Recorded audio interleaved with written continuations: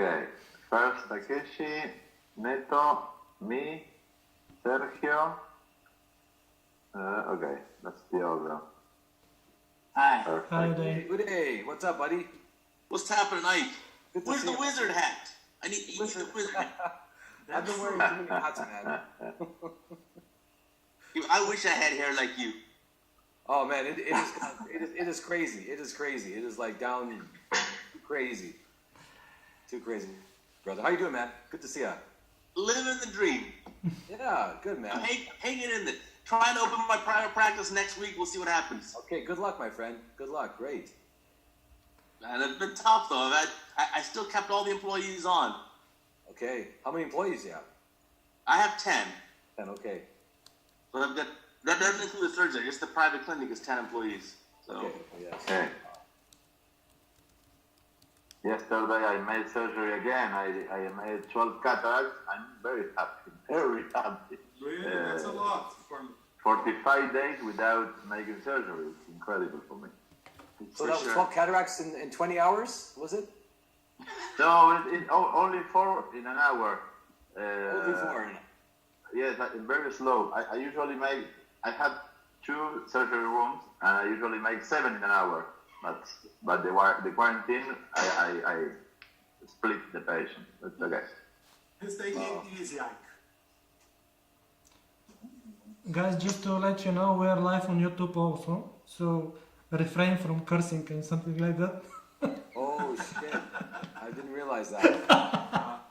Ike, answering to your question, yes, you can log in 2 computers. I'm good, yeah.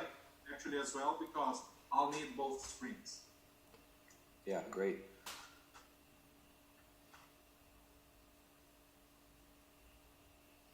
My favorite part of the whole lockdown is that my 2 college kids, instead of being at university, they're home with me.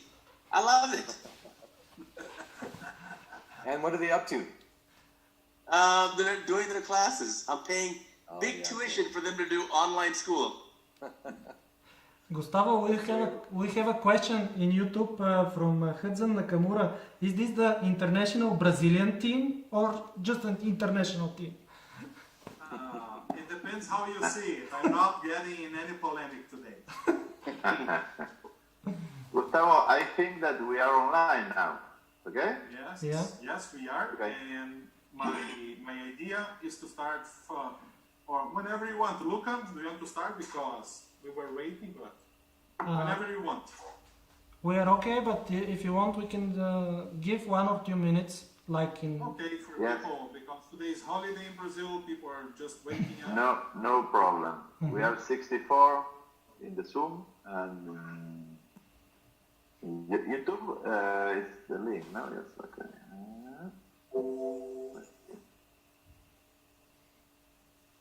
What is the YouTube link, by the way? I'll send it to you. 1 second. It's on my channel, actually. Now Gustavo will send it. 143 partners. Okay. Webinar, let me see, YouTube link.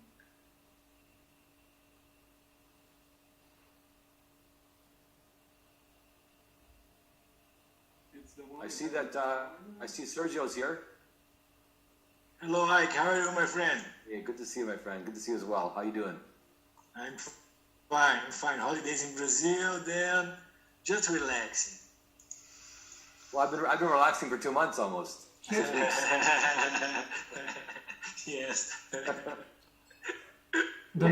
I sent the link in the group for YouTube. Got it. Yes. Okay. Good. Well, I see we have some people on Zoom. We should have people write in where they're coming in from. We have a couple of people of. I see Milton here. Great. Yeah, Milton from Brazil, Gabriel Flores, From Colombia. Colombia, From Cucuta. Colombia, yes. Excellent. And India and Argentina. Takashi, I like your shirt now. Oh, really bad that shirt. Yes. Bad change. No. not good. What are you saying, Sergio, about that jersey? No, man. But I like to play with Argentina. You always win. It's a problem for us. Not always, not always. Man. Okay, we have friends joined from Emirates, from Germany, our friend Dr. Kaufer from Argentina, from Curitiba, Mexico, Sao Paulo, okay. Romania. Super. Mexico, buenos días. Said by a typical Californian. Claro que sí. Okay, we start in 2 minutes, in 1 minute now. Yes.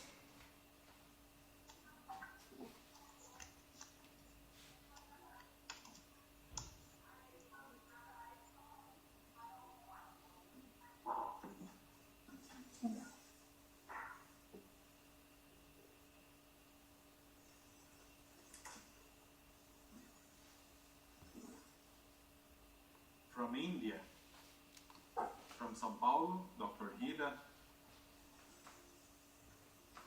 Oh, and in YouTube we have Turkey, Iraq, Spain, Venezuela, Guatemala, Dominican Republic. That's the United Nations, actually much better.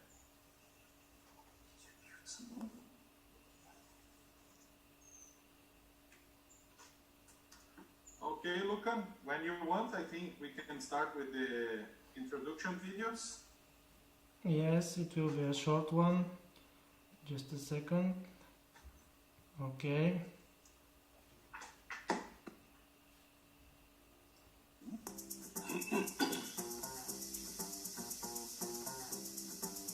Give me a name. No.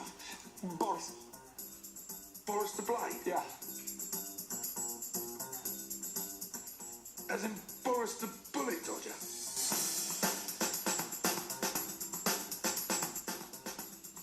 Why do they call him the Bullet Dodger? Because he dodges bullets at me.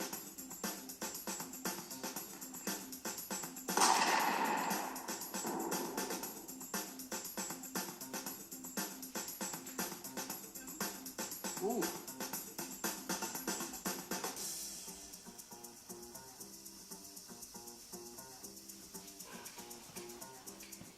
You're having second thoughts.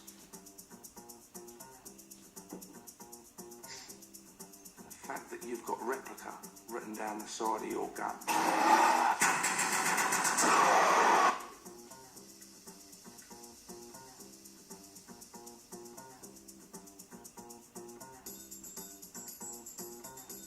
And the fact that I've got Desert Eagle .50.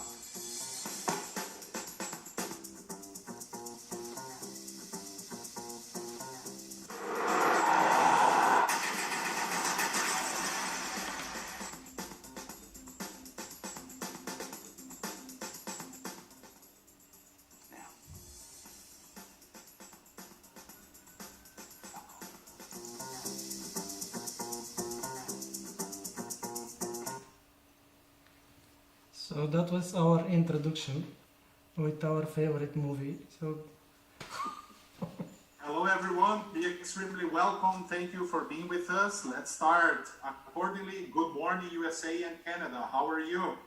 Uday and I. Bom dia. Fantastic. Everything great. Good morning. Thank you for being with us. Buenos Good días, morning. Argentina. ¿Cómo estamos? Buenos días para todos, aquí con un día lindo de sol. Thank you for Claro being que with sí. us, Gerardo. Bom dia, Brasil. How are you? Sérgio Canabrava and Neto Rosatelli. Thank you for being with us. Gustavo, thank you, man. Neto is the guy, man. Can you see the Neto videos? Neto. Yes, Uday. Neto is the guy, man. Thank you, guys. Thank you, Sergio. Dobar den, Bulgaria. Our co-organizer, my great friend Lukan Mishev. How are you? Dobar den, Brasilia. Thank you for knowing our language. Good morning, and thank you for having I'm all of you improving. here. And last but not least, Komban Mani Home, Takeshi Hara. How are you? Thank you for Hi, being with good us. night. Good night from Japan.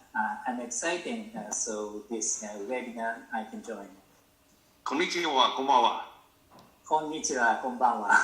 Arigato. Okay, Arigato. guys. First of all, thank you all for joining this. I think this is a real important subject. We'll have different point of views around here, and we're not going to wait. And let's start with Takeshi, who will teach us a little bit about glaucoma education. Takeshi, the screen is yours. Please go ahead. Okay, thank you.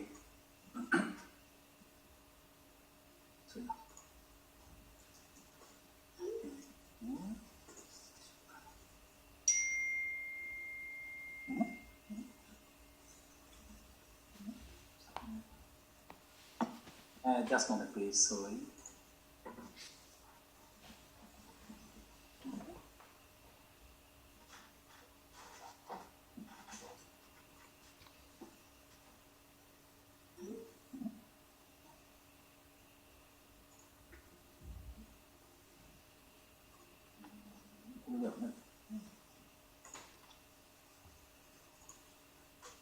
슬라이더 쇼, 네?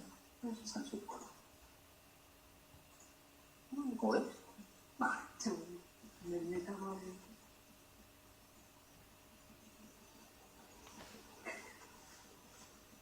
Okay. Hi, good night from Japan. My name is Takeshi Hara. Minimally invasive glaucoma surgery has 4 approaches to reduce pressure. First, reduce aqueous inflow. Next, increase conventional outflow. Third, increase uveoscleral outflow. And fourth, make subconjunctival outflow. There are lots of surgical devices in the world, but in Japan, most of them are not permitted to use by the government. Therefore, in our country, only trabecular bypass. So, today, I would like to show you the MIGS by Japanese products.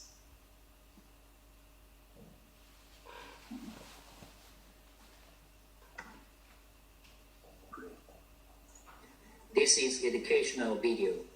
MIGS by Japan products. 360 degrees suture trabeculotomy up internal. Tanito microhook was developed by Professor Tanito. This is reusable. This is microhook trabeculotomy up internal. I push the hook into the Schwann canal and cut trabecular meshwork.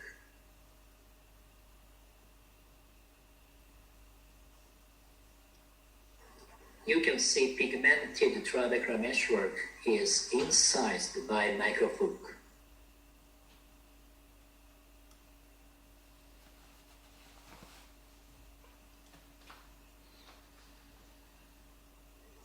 This is Mori-Gonio lens. I can see the angle without tilting microscope. The lens has double mirror view and central view. In central view, we can see the disc and fundus of the patients, exactly glaucomatous capping. In double mirror view, we can see the angle without tilting microscope. This is 5-0 nylon by Professor Chin. By using these devices, I do 360 degrees trabeculotomy, short incision to meshwork by Tanito microhook. In 5-0 nylon, place the Mori-Gonio lens on cornea. Insert 5-0 nylon, push the thread forward. Going on, continue. When you worry about where the suture is, by rotating Mori-Gonio lens, you can find. Finally, top of 5-0 nylon, come back to 360 degrees channel travel. Then I do cataract surgery. After lens implantation, I grab the tip of 50 nylon.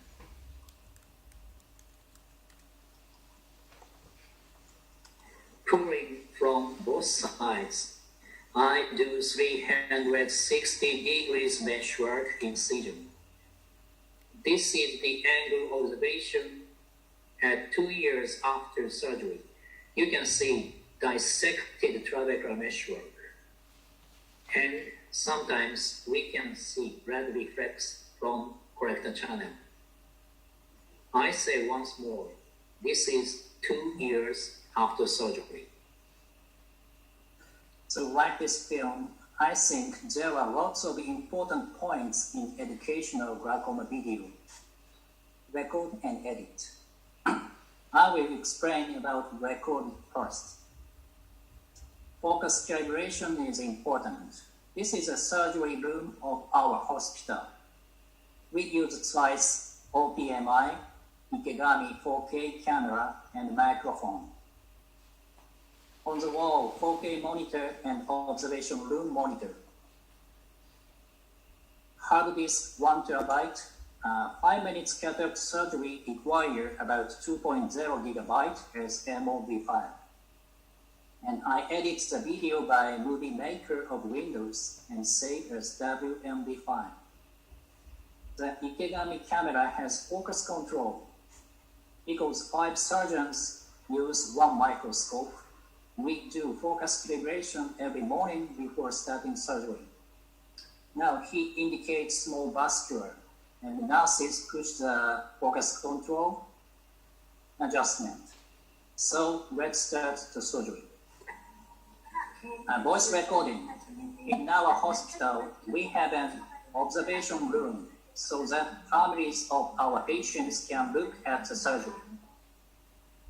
Through microscopes, through microphones in an operation room, surgeons can explain how the surgery is going.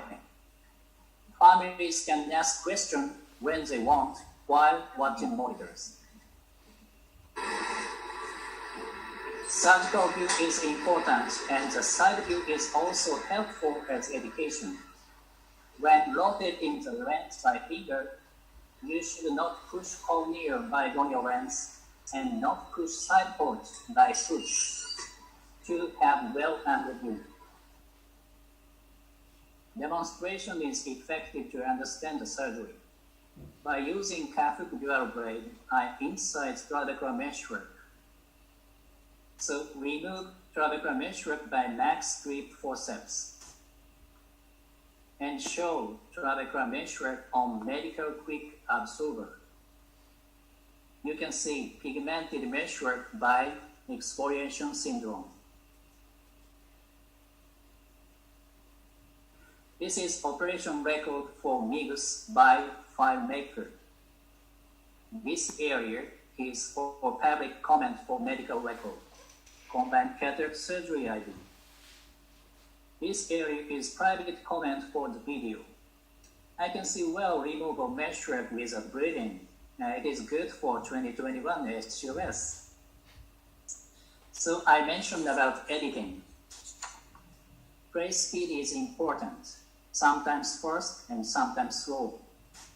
In the previous video, after 360 degrees through the Schwann canal, I did cataract surgery. But in the educational glaucoma video, it is boring. So, fast forward 16 times speed.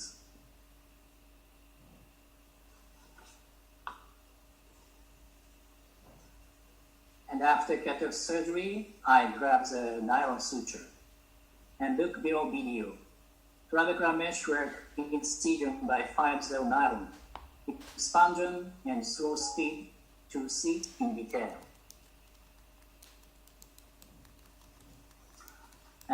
Figure, photographs, picture, illustration, animation, and computer graphics are also important. Compare normal and abnormal is also helpful. To know the disease is to know the normal structure and function. zoom. In low magnification, you can see whole process of the surgery. In high magnification, you can see in detail. In this video, I put the traveler mesh wrap into anterior chamber by hook. 2. Do not damage outer wall of the canal.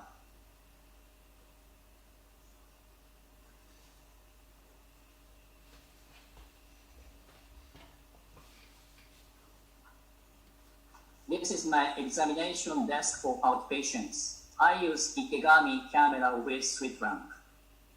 I record many types of conditions after surgery. Red massage. You can see red formation after thoracorectomy by pulsing. Slit lamp needling. I incise the wall of localized filtering bread and elevate the flap over the express churned implant.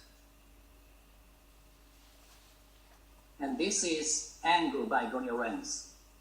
You can see the angle was incised and sometimes blood reflex from correct channel. This is local PAS after thoracotomy. And this is wide PAS. The key point is to focus on not only techniques of the surgery, but also results. There are lots of things to learn from failed cases as well as successful ones. So finally, I believe when you edit the surgery video you recorded, you can realize and brush up yourself. Thank you very much for your attention. Amazing. Thank you. Really good. Thank you. So, really, really good. Really good. So we have a question from the audience, Dr. Horta from Rio de Janeiro. Takeshi, he wants to know what is the gonio lens which you are using.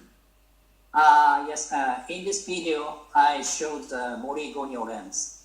And also, my favorite is Ike Ahmed DBX lens. So I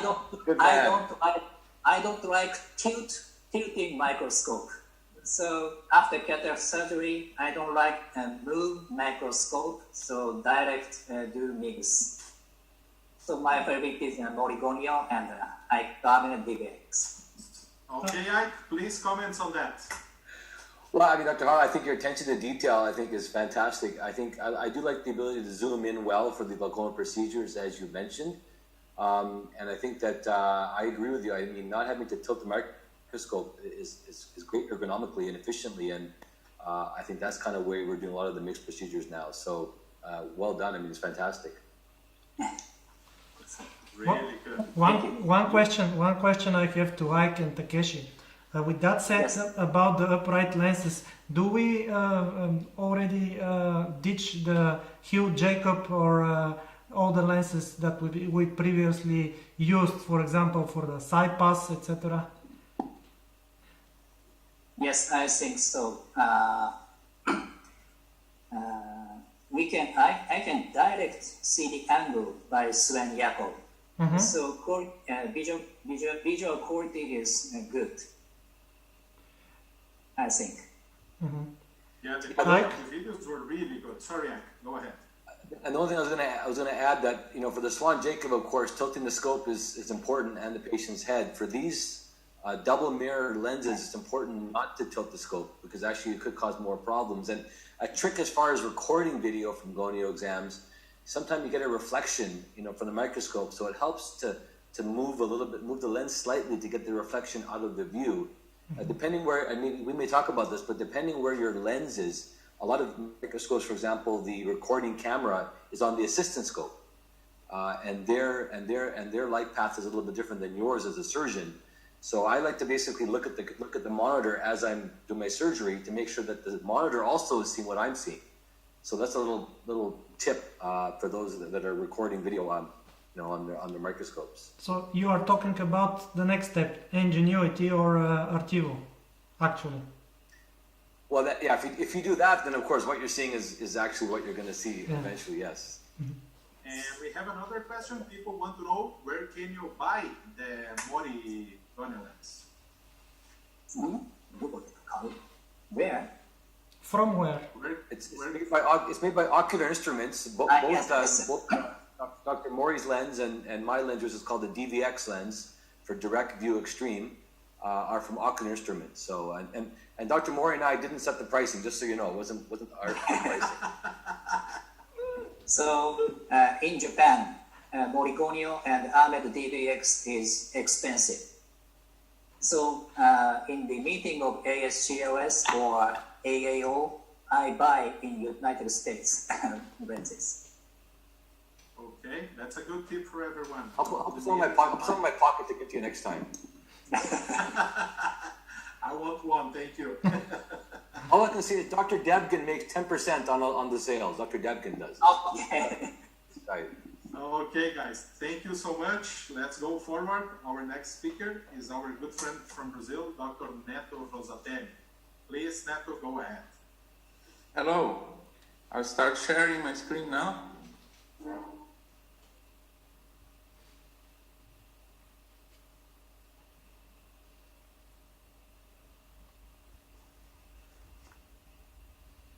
Hello everyone, I'm Neto Rosatelli and it is a pleasure to be here with you exchanging knowledge and experience.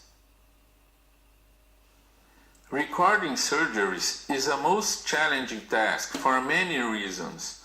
Aspects regarding equipment and technical knowledge can be daunting, as most microscopes do not come or have a complete video recording system. Equipment cost can be an important issue. The surgeon is burdened with the additional task of the recording demands on top of the surgery itself, as well as all the video editing and data managing. Adequate preparation is necessary. There are many reasons to record your surgeries, and I list only a few more common here. Recording requirements or characteristics may vary according to the purpose, of course. A beautiful video demands a beautiful surgery.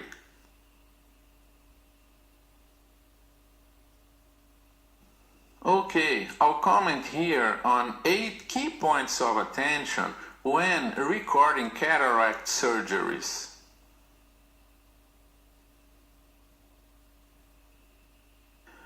Proper focusing is undoubtedly the most important factor in video quality.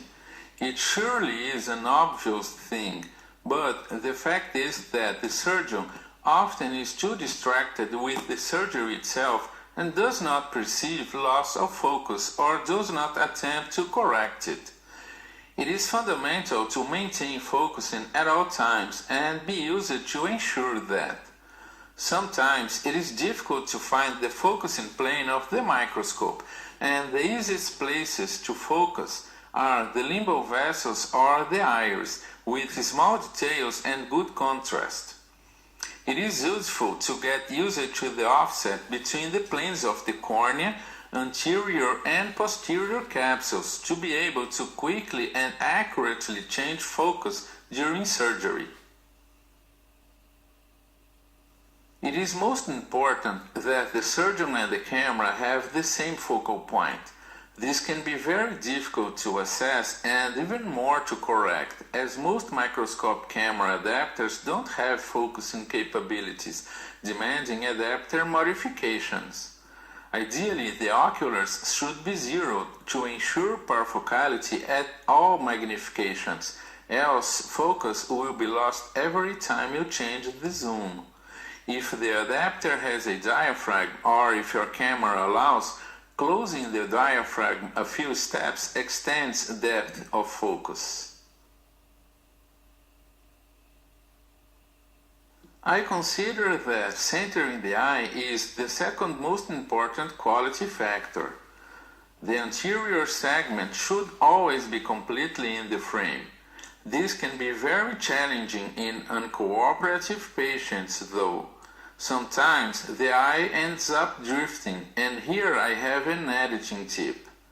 Always recenter before or right after exiting the eye or finishing a surgical step, and recenter right before starting steps.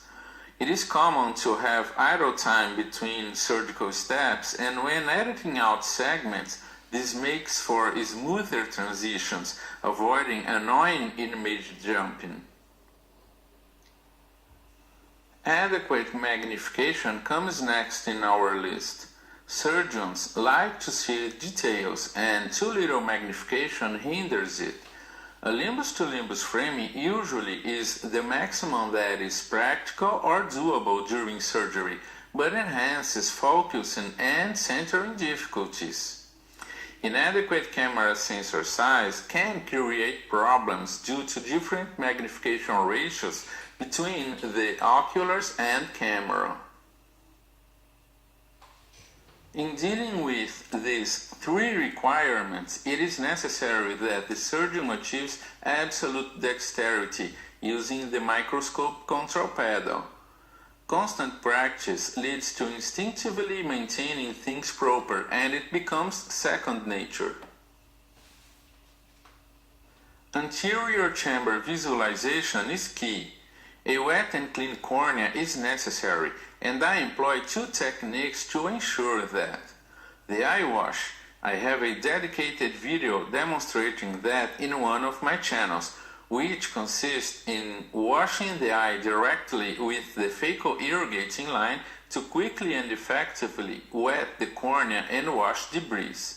Covering the cornea with dispersive OVD enhances visualization and maintains a hydrated cornea throughout the surgery. Coaxial illumination was one of the most important improvements on the ophthalmic operating microscope. An adequate red reflex is of paramount importance to an easier and safer surgery, and for recording requirements also.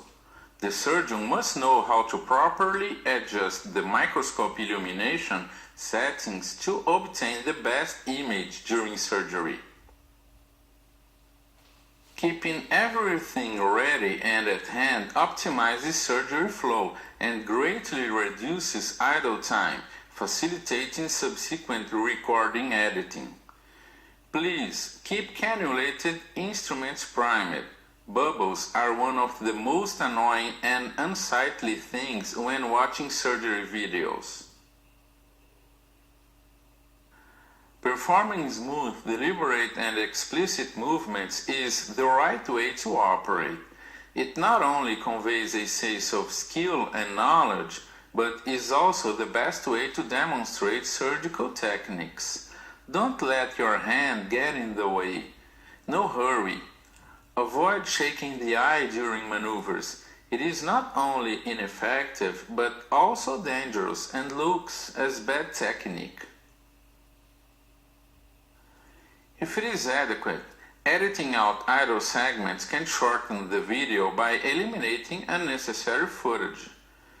Be careful not to skip important steps. Surgeons want to see details of the technique employed. Be careful when fast-forwarding segments. You are showing what was done, but not how. Recording surgeries almost always end up having a very positive effect on the surgeon's technique in a kind of Hawthorne effect. The surgeon increases the quality of the surgery that is being recorded and ends up incorporating improvements on his technique elicited by that.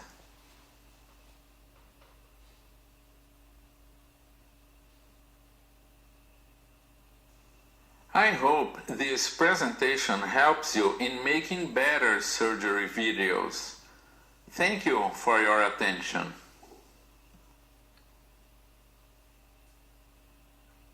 Very good, Neto. Great. Perfect. Right. Thank you. So, first of all, Neto, please let us know which microscope, adapter, and camera do you use? Well, Gustavo, currently I'm using a Luxor LX3 microscope with an Ingenuity 3D visualization system. So it really makes things easier because it's a complete package. No need to adjust much, and it's a very effective, and we can achieve beautiful image.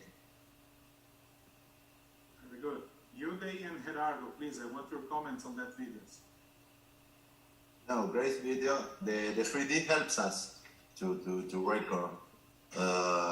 It's changed our view. I like it. I use 3D. Neto's presentation was fantastic. I think the most important thing is, like he said, it must be in focus, you must do a white balance, and you must keep the eye centered in the visual field. Yeah. That was the most important. If you don't do that, nothing else matters. And the other thing that he mentioned was genius, which is the Hawthorne effect. When you know you're being recorded, you perform better.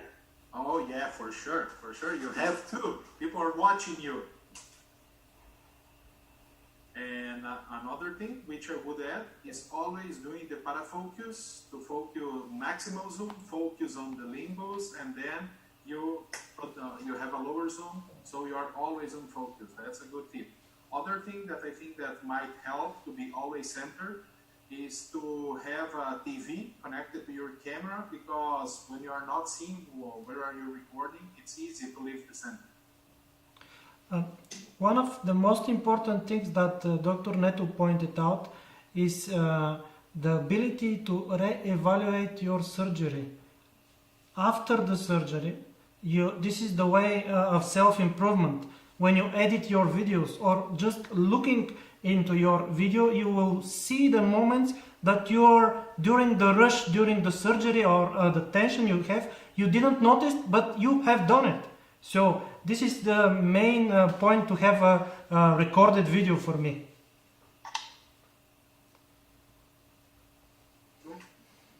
Any other comments, or otherwise, let's see. Sérgio, are you there? Or Gerardo, actually, is the next one, sorry. Okay. Thank you, Lukan. Thank you, Gustavo, for the invitation. Everybody have a t-shirt. I have my football t-shirt. It's by the 80s. It's my team. It's called Independiente. It's a for a museum. That's okay. I want to show you a video. It's a video that's to edit with Mac, with the iMovie. For a normal talk, we use this program. I share my screen and I begin with the video. Okay, here.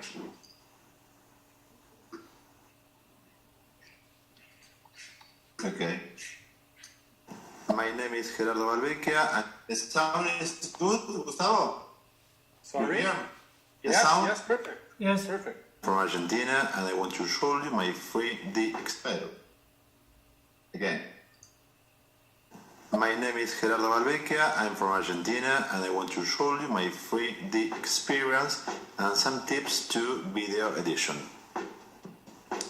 This is the complete 3D system. It consists in a 3D camera with a 4K 3D display and a super high-speed computer to process all the image. All the team use passive 3D glasses. One of the main advantages of the 3D system is the wide field of view that we have while we are operating.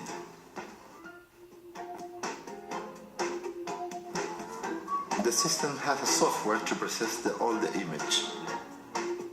I use the constellation, and thanks to the data fusion system, I can see all the parameters on the screen. What I like most about 3D is the excellent visualization that can be shot in 4K. It's an immersive experience and the future has arrived. You can see more and better. I don't like that they slow down the surgery a little. It has a learning curve and that there are still no arm microscope for 3D. I choose it more and more every day. I want to show you a little video. These images are taken in the surgery room, and here we can see how the experience really is immersive. The steps of the surgery do not change, and me and all the team feels that we are inside the eye. The monitor is placed 1 meter and 20 centimeters from my position, and usually when I operate with 3D, my main incision was placed at 135 degrees.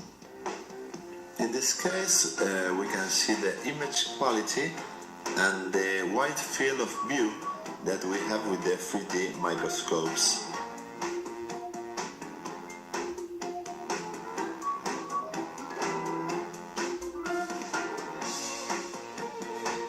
In addition to being very good surgeons, we must show the surgery we do in the best possible way.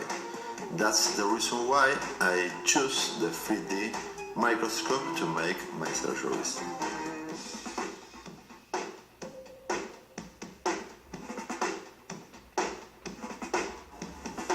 In many cases, I use a non-contact vision system to visualize the retina. This opens a hidden field for anterior segment surgeons. In the second part of talk, I will try to show my tips when I'm editing. I use Mac and iMovie. First, we open the iMovie and create a new project. We choose in which library we are going to add it, and then we have to import the content. We look for the folder where we have the surgery and import it. In the case of 3D surgeries, we have two images corresponding to the two cameras. If we show them as they are, the image will have split. So the first step is to adjust the size of the film to the box that we are going to use. Once we have this done, we can continue working. To do that, we use the cutting tool and we fit the image to the size that we want. Next, we begin to process the film, dividing the clip and eliminating the sequences that we are not going to use. In this case, we can see the movie in the upper box, using the timeline and moving it with the mouse. Here I just left 3 useful sequences and erased the rest of the movie.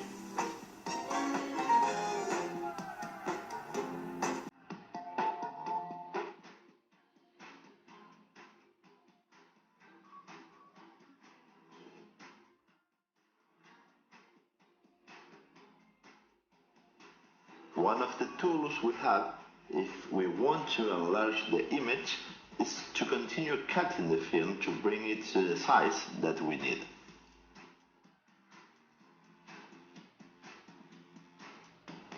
Once we have the sequences in the size that we want, it is necessary that the transitions are not abrupt. For that, we look for a suitable transition to smooth the change between one image to the other. We have multiple transition options and can see them in action before deciding which one to use. Then, we only have to insert them into the video. Once we have this step done, we can see it on the big screen. These 2 transitions are just examples. My usual transition is blurring.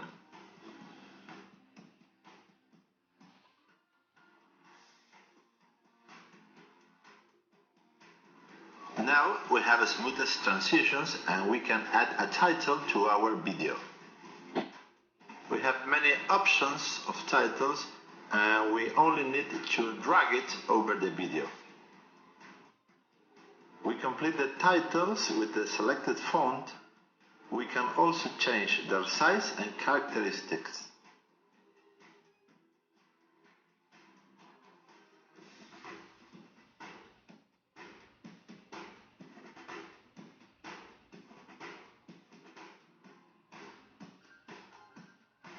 We can see now our titles inserted into the video. Now we will add slides that we already have made. We must first import them into our project. They are JPG or TIFF photograph that we take with the Keynote. We select the photos that we will use and import them into our project.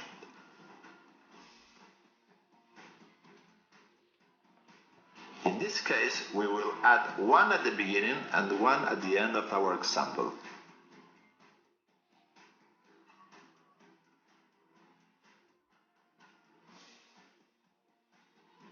In our example, we already have an income slide and titles within the video. While editing, I remembered that I had some very nice titles in another video that I used for the Ike Ahmed webinar. So I had to give this project a name and then go out and look in the other titles or sequences that I want to copy. I copy the titles that interest me and re-enter in our demo project to be able to paste and use them.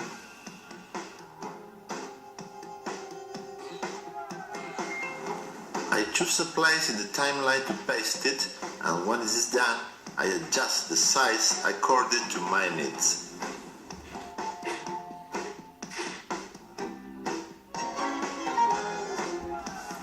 Our new video already has cover art, smooth transitions, titles on the video, and imported titles from another video. I remember that in the same video I had a Phaco Extreme X that I really like it, and I decided to incorporate it into our example. Then we repeat the previous procedure. We copy the section that interests us, in this case is the X of Phaco Extreme, and paste it in our example project. Our video is now almost finished with its titles, its final slide, and the X of Phaco Extreme.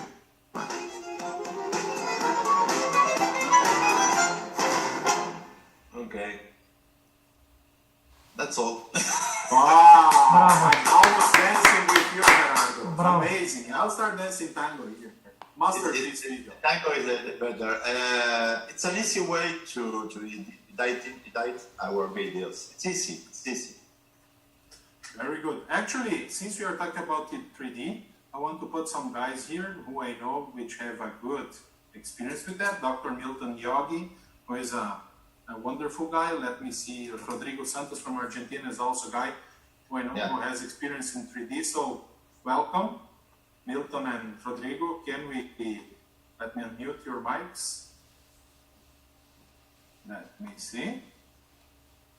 Unmute. Okay. Can you put your videos? Hello, Gustavo. Milton, can you listen to us? Rodrigo. Hello. So guys, who here, I know we have lots of people using 3D nowadays. That's how Lukan Mishev and I became friends, because before we had Ingenuity, he and myself, we did our own 3D systems. So we have our geek site. And I want to listen how it changed your perspective in your surgery. For my part, can you hear me well? Yes. Good. For my part, I'm very geeky in terms of video. Actually, I had a startup in telemedicine from 2000 up until 2010. A very unsuccessful startup in which I lost so much of my energy, time and money, but I gained so much knowledge. That's the advantage. And I just love image. I love image. I love the trying to have the best quality of image. So when True Vision came with the 3D system, I started following them, and I knew that it would come to a point in which the technology would mature. And especially when Alpha acquired True Vision, I knew that it was the way to go. Well, I think it's a never evolving technology. Optics, optics themselves, we deal with limits, we deal with limitations of intrinsic lenses, and with digital, we can overcome some shortcomings by compensating chroma, compensating illuminance and other aspects. So I really believe that this is the way to go. I really believe in the technology in terms of ever improving, and I really foresee that in the next few years, all microscopes will go digital and 3D. In some other forms, obviously, you know, just as Lukan, I'm very into cinematography as well. I subscribe to cinematography magazines, but I learned from him. Actually. And for you to have understanding of what is happening in this field, Ariflex is a brand of cinematography cameras, Hollywood standard, very high priced, only used in cinematography, and they just launched their microscope division last year with 3D already embarked. So it's another level of gaming, microscope, and I'm having an eye on it. So this is my point I would like to remember. Thank you. Perfect. Rodrigo, what is your perspective on 3D? I know you do a lot of retina surgery with 3D. What can you add to us, please? Yes, I don't know if someone there in the panel is going to show some retina videos. So if you are going to show that, maybe I'm going to talk after that. So I can tell you my tips and my techniques in filming and editing. What do you think about it? Okay, perfect. I'll call you again later. Thank you, okay. Rodrigo.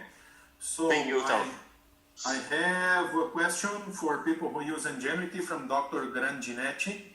He wants to know if you change the resolution when you are presenting in a congress of the Ingenuity system. In live surgery, probably yes, but not in a talk because you change it in the program. Okay, Lukan?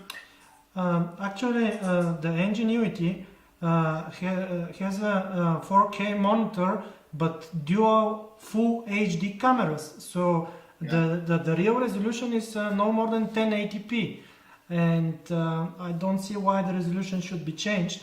As Dr. Valvecchia showed, the cropping gives us only 1080p per eye, which is enough for any meeting because there is no congress room equipped with projector which can project 4K, for example, and no either Ingenuity or the Artivo, they cannot output 4K 3D because if they output that, we need 8K passive screen. So as Dr. Milton said, this is a never stopping and evolving technology. Probably after a few years we will come to 8K screens, but there is another drawback there, and probably the golden area will stay the 4K imaging. I agree. Neto, what's your opinion, please? Well, when we make these videos for our presentations, it's just as the other said, you don't have to change anything. You almost always are presenting them in 1080p, 80p resolution. If you're going to upload, for example, a video to 3D viewing, you must change the aspect to allow, for example, for a 3D TV to play it. And it's a special, you stretch vertically the video and maintain the 1080p aspect. Or if you're uploading to the video to be seen in a VR goggle, VR headset, for example, then you maintain the 380/40 by 1080 resolution so that you will see in the goggle. So depending on the device you are going to watch it, you may change it. But for presentations, as it was asked on a meeting or a congress, you use 1080p and usually one of the frames, the left or the right frames, to be presented. I mean, the one thing we can do on Ingenuity is you can export it as a 2D video if you wish. I mean, of course, it means you have to then do the setting right when you export it if you wish, when you use the editor on Ingenuity. So that's one option as well. And on the Artivo, you can actually save it in two different ways. One on 3D, and if you're using Callisto, then you have a 2D image as well. So, you know, you can depend on how you record it, but you can certainly on board change it to 2D. Very good. Last question before we move forward. Dr. Borislav asks, how is regulation in each of your countries if you need permission, authorization from the patient to record the surgery, and if the authorities require you to keep the videos recorded? How is it? So for me, in the US, in the consent for surgery, it always says you're going to have your surgery recorded for educational purposes. Most videos I do not save. 80% of videos, 90% of videos are erased or written over within a week. We record every case so we can find those 10% of interesting cases or those rare complications. But we don't save any of the videos. We don't have them marked with the patient's name. That's not an issue. Can I comment on that?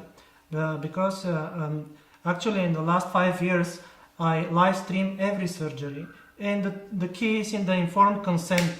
The patient accepts in the informed consent that the surgery will be live streamed, will be recorded, and we will comply with the GDRP regulations. So we will keep the privacy okay. And another thing, because we are taking this thing a little bit to on a next level. On our discharge documents, we put a QR code which directs the patient or whoever may want to see the surgery when you scan the QR code to the YouTube channel. So no one knows that this surgery is on the patient, on just the patient, and this is on his patient record. The other thing is that from our government, they now will ask us to stream our surgeries to the local database in order to monitor the quantity, the quality, and things like that. Takeshi, how is in Japan? Do you need authorization when you do the consent of the patient? You have to say for them that you will record?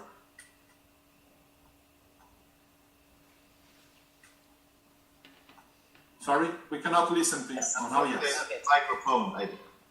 Yes, in Japan, I don't know. So main observation system is how work. But if you are going to record, the patient gives you an authorization, or he doesn't know you are recording?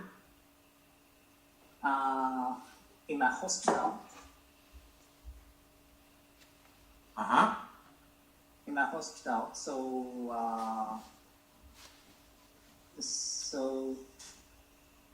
sorry, once more please. Okay, I will rephrase myself. When you are going to record a surgery, okay? Yes. The patient must give an authorization for that, or you don't need authorization? So in Japan, we do not require patient's authorization. So only the eye in video, so we can specify individuality. So no authorization from the patient. Okay. How is in Canada? Yeah, we certainly have to get approval. We do have it on our consent, but I also get a separate consent for patients, and we can identify. You can basically check off whether the patient can be identified or not, and what we're recording. And we always say the patient cannot be identified for what we're doing, and we explain that purpose, what it is for: research, education, so on and so forth. So that's kind of what we end up doing as part of the chart. Like Uday says, I don't record all patients or keep all patients. It's an interesting question though that someone raised. If we do record a case, should it automatically be part of that patient record? And that's kind of a tricky scenario. I think there are probably different opinions on this, to be honest with you. I just people would argue one or the other. Certainly, if you take a recording of a conversation you have with a patient, the guidelines are to keep it as part of the patient record. A video recording of the surgery can be considered that way or not. Excellent. Neto and Sérgio, how do you do in your clinics?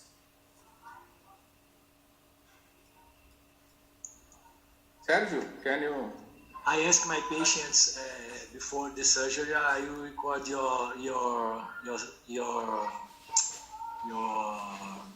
surgery, but it's not necessary to film something.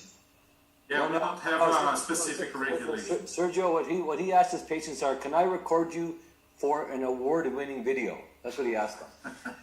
Yes, man. But when I receive a prize, I tell for the patient, you receive a prize with me.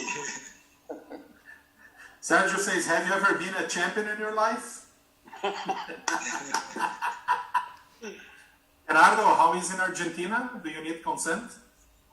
Yes, the patient needs to sign the story. It's legal. It's legal. I record all the surgeries. I have a wide videoteca. That's okay. The patient needs to sign. Perfect. Really good. So, guys, let's go forward. Next one. Our good friend Sérgio, please. The screen is yours.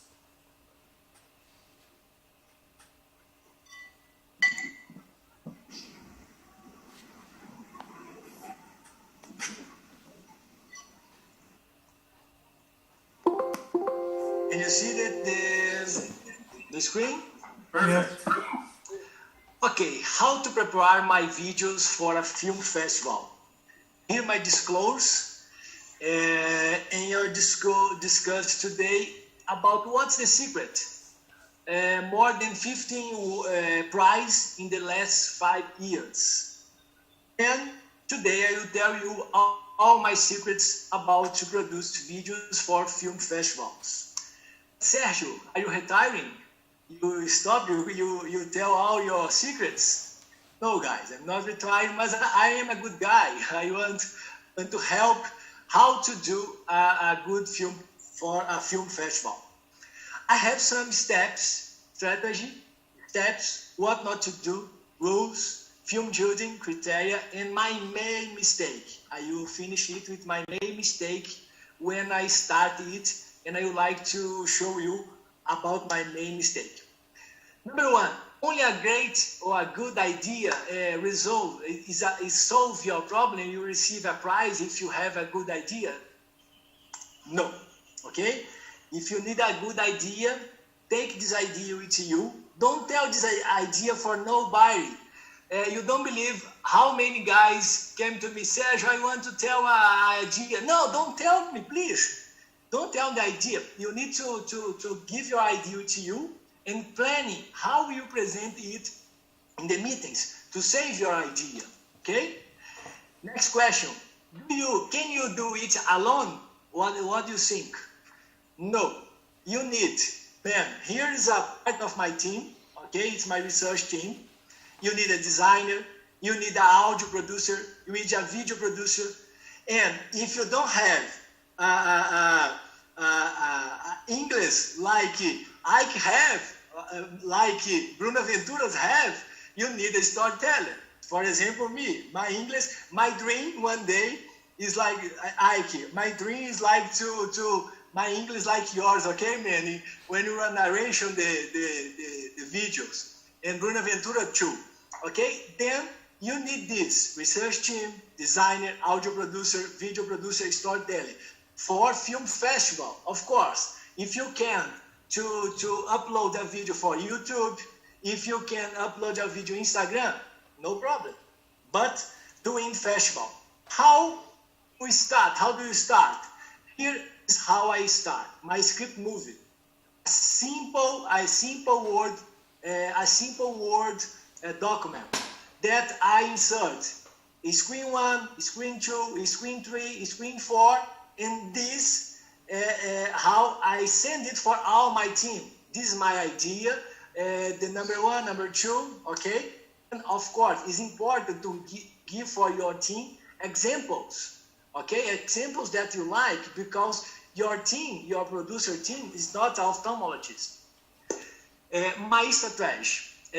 I like to divide my videos for film festival in 3 parts: introduction, development, and conclusion, okay? My introduction, I like to say, look at me. Why look at me? Imagine the judge have to watch more than 50, more than 100 videos. If you don't have a good introduction to pay attention in the patient, pay attention in the judge don't go because they need to look a lot of movies. Then I will show you 2 strategies. Number 1, the author has a patent in PCT and a contract with Rosatelli. You can see. Here, the doctor said he will be trying a new cataract surgery ring on me.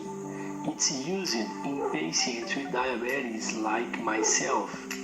Can see it.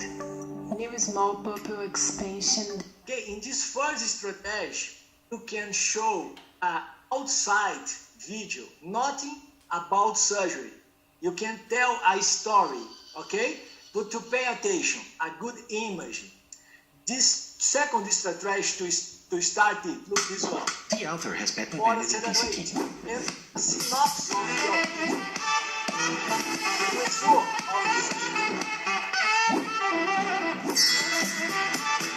Okay, in this second strategy, I like it because when you show short points of all your video and the best image of your video, the judge, oh man, I can see all this video.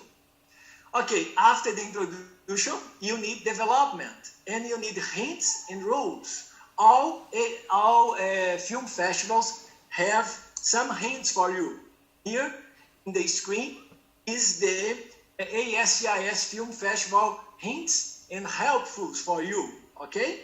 For example, this is not a good video because the eyes is small, because there are a lot of text in the video. You can see a black screen, the end of the video in the sides, eyes, okay? But here is a good option. In the film festival, you need to be the eye more than 15% of your screen, and you can put some what the name is, Gustavo? Same legends. Who do it so fantastic? Dr. Devgan, Uday, man, you do it your channel. I love your channel. You do a lot of in the videos. It's fantastic. Man, another hint. Look, graphics and tests. You need here a Canabrava ring test, a 3D and a PMMA. The judges love tests. Okay, you can show the test, how to do the test.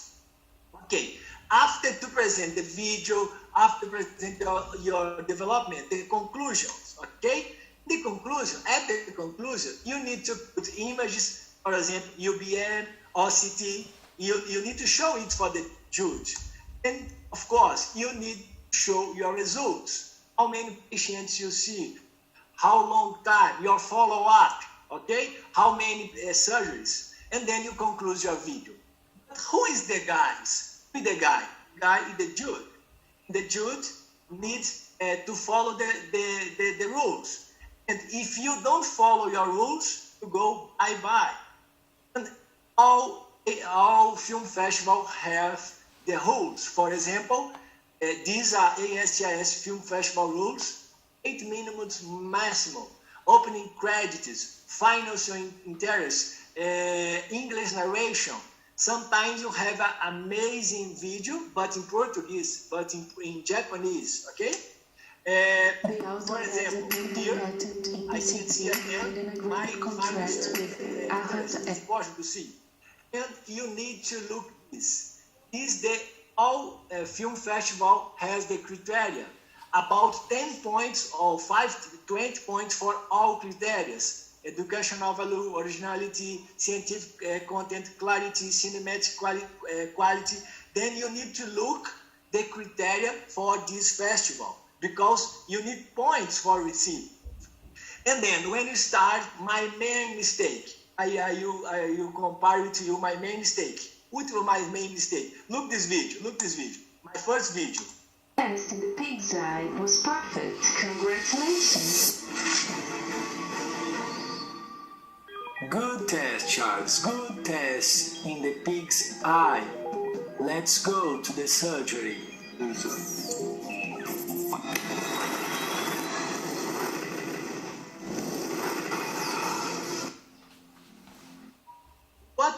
What was my mistake in the last video? Do you know? No, Gustavo. You use copyright material. Yes, now is not allowed, but 5 years ago it's allowed to use copyright material. Now it's not allowed. But in my opinion, my main mistake, because in the beginnings the focus was in me. The focus not to be in you. The focus needs to be in your surgery. The focus needs to be in your work. Okay. When I started to my first research, I was 33 years old, and when you are young, you want to have your name, you want to have show you. Man, my hint, my tip for you: don't focus in you. If your work is good, if your surgery is good, your name you go big, but. In the beginnings, you try to focus this, okay? I like to invite you for this meeting, and I need to put my PC in the battery because if it's off, my battery is off. 1 minute. Thank you. Sergio, that was fantastic. You are the master of the film festival. Really now good, I have to learn from you. Really good. Thank you. How I stop the screen? I need to. I stopped it already for you. Don't worry. Okay. I you go to put the PC in the battery, but I'm listening. Sergio, I just want to make a comment. I mean, I don't know if I agree with you about showing your face. I think this can probably get a lot of votes from all the male judges. No, sorry, Ike. I mean, walking. I didn't listen because I was outside home. Now I'm going home to put the PC, the electricity. I think Sergio can tell all his secrets, but how do we get to have all his outstanding sympathy? This is unfair. Yeah, you cannot compete with him. It's unfair. Yeah. No way. Thank you. Now I'm in the battery again. Sorry. Don't worry. Now we have many champions here. For example, Dr. Hara in Japan. Probably most of you don't know. They are in their 4th generation of ophthalmologists. The family has been into ophthalmology for more than 100 years. One of the most beautiful clinics in Utsunomiya, northern part of Tokyo. You should visit. And Takeshi, do you want to give us any tips about making a video? Yes, so thank you very much. I'm exciting to be on with you. So see you again. Can you give us any tip about making a film festival winner? Because in your clinic, you have many trophies. I know my gold message. So trial and experience and some ritual, some hit upon the idea is important, I think. Thank you. If you guys go there, you should see their trophy room. They have, I think, like 30 or more. And if in my humble opinion, if you would choose 3 topics from what Sergio had said, one, I would say music. If you choose the right music, it's like a good movie. Try to imagine a Hollywood movie without the sound. It's nothing. Second one, a good video quality. That's maybe the most important. And number 3, which it's the total difference, in my opinion, it's creativity, to be original. If you show something people have never thought about, that's a good way to have your award. Very good. So, next one. One thing I'll add is that having good music is important. But playing it too loud is not good either with your voice. That can kind of drown it out. And I think something with lyrics is probably not the best thing unless you're kind of using it in between certain scenes. Yeah, and also there are copyright issues with music as well. But you can get a lot of free music online. It's all over the place. YouTube, you can go to, of course, as well, and iTunes. So there are good sources to do that. And I think that's the part that's important, because if you have a bit of nice music in there, it really flows nicely.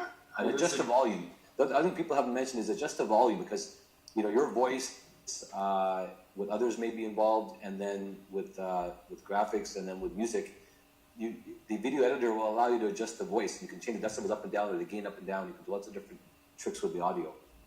Can you repeat the question, please? You did the question. I was walking. I didn't listen. I don't know. I just said that I think that actually I disagreed with you on something. You said that you shouldn't show your face. I said, no. I think you show your face because it'll help all the male judges to vote for you.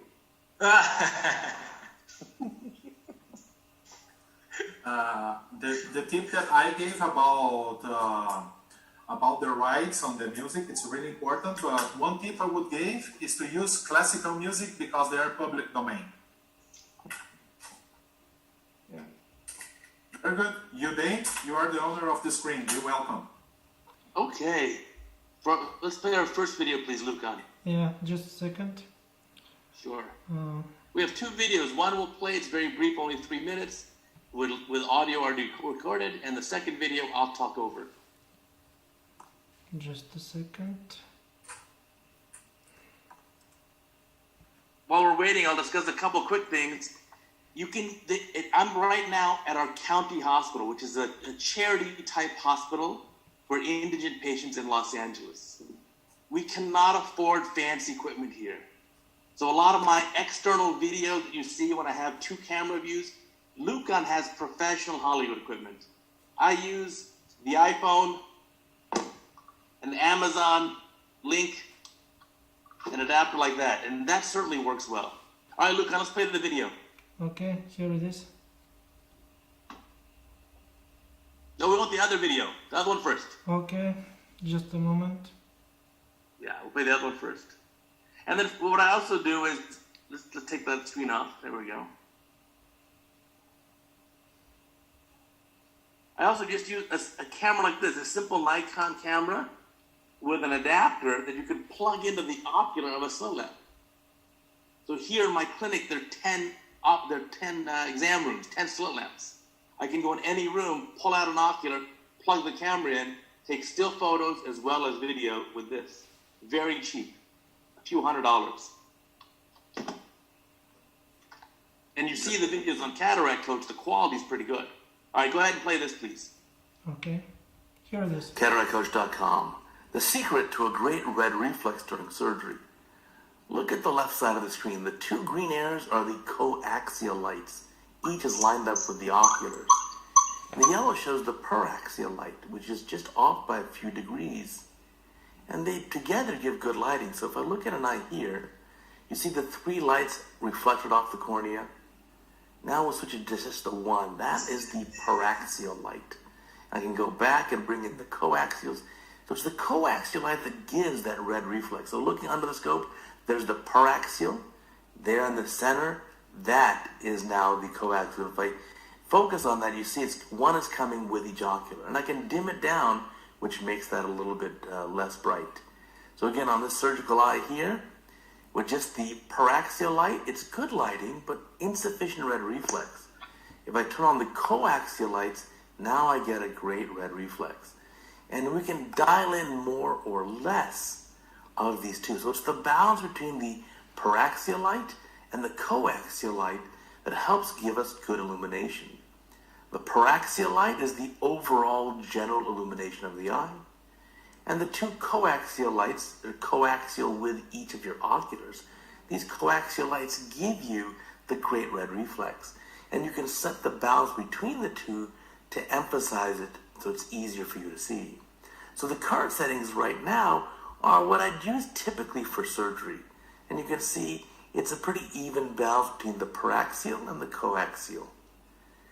But now I can crank it up even brighter. This is more of the coaxial, so stronger red reflex. And I tend to shoot the videos with a stronger coaxial lighting because it allows you to see the details of things like the capsulorhexis a lot better. So I'll do the capsulorhexis in this case, and you can see as soon as we poke in, even though this capsule, of course, is very thin, it's so easy to see where's the edge. And that's because of the red reflex. So here, again, emphasizing the coaxial lighting. Coaxial meaning each of these lights, these two twin lights, are in line with my two oculars. Some machines call it stereo coaxial illumination, but either way, it's coaxial with your oculars. And it'll change from machine to machine, but all of the more modern microscopes will have this ability. And again, you see we can alternate more now to the even stronger coaxial red reflex, which will be helpful. Let's fast forward to the end of the case here, and there we go. We see the light reflex, the two Purkinje images reflected back to you, and again, the two larger lights are the coaxial and the smaller is the paraxial. There's paraxial alone, and now we switch back to having both. So give it a try. Thanks for watching. All right, let's go to the second video now, and I'll talk through the second video. So important, when I record a good video, it's actually more coaxial lighting than I normally want as a surgeon.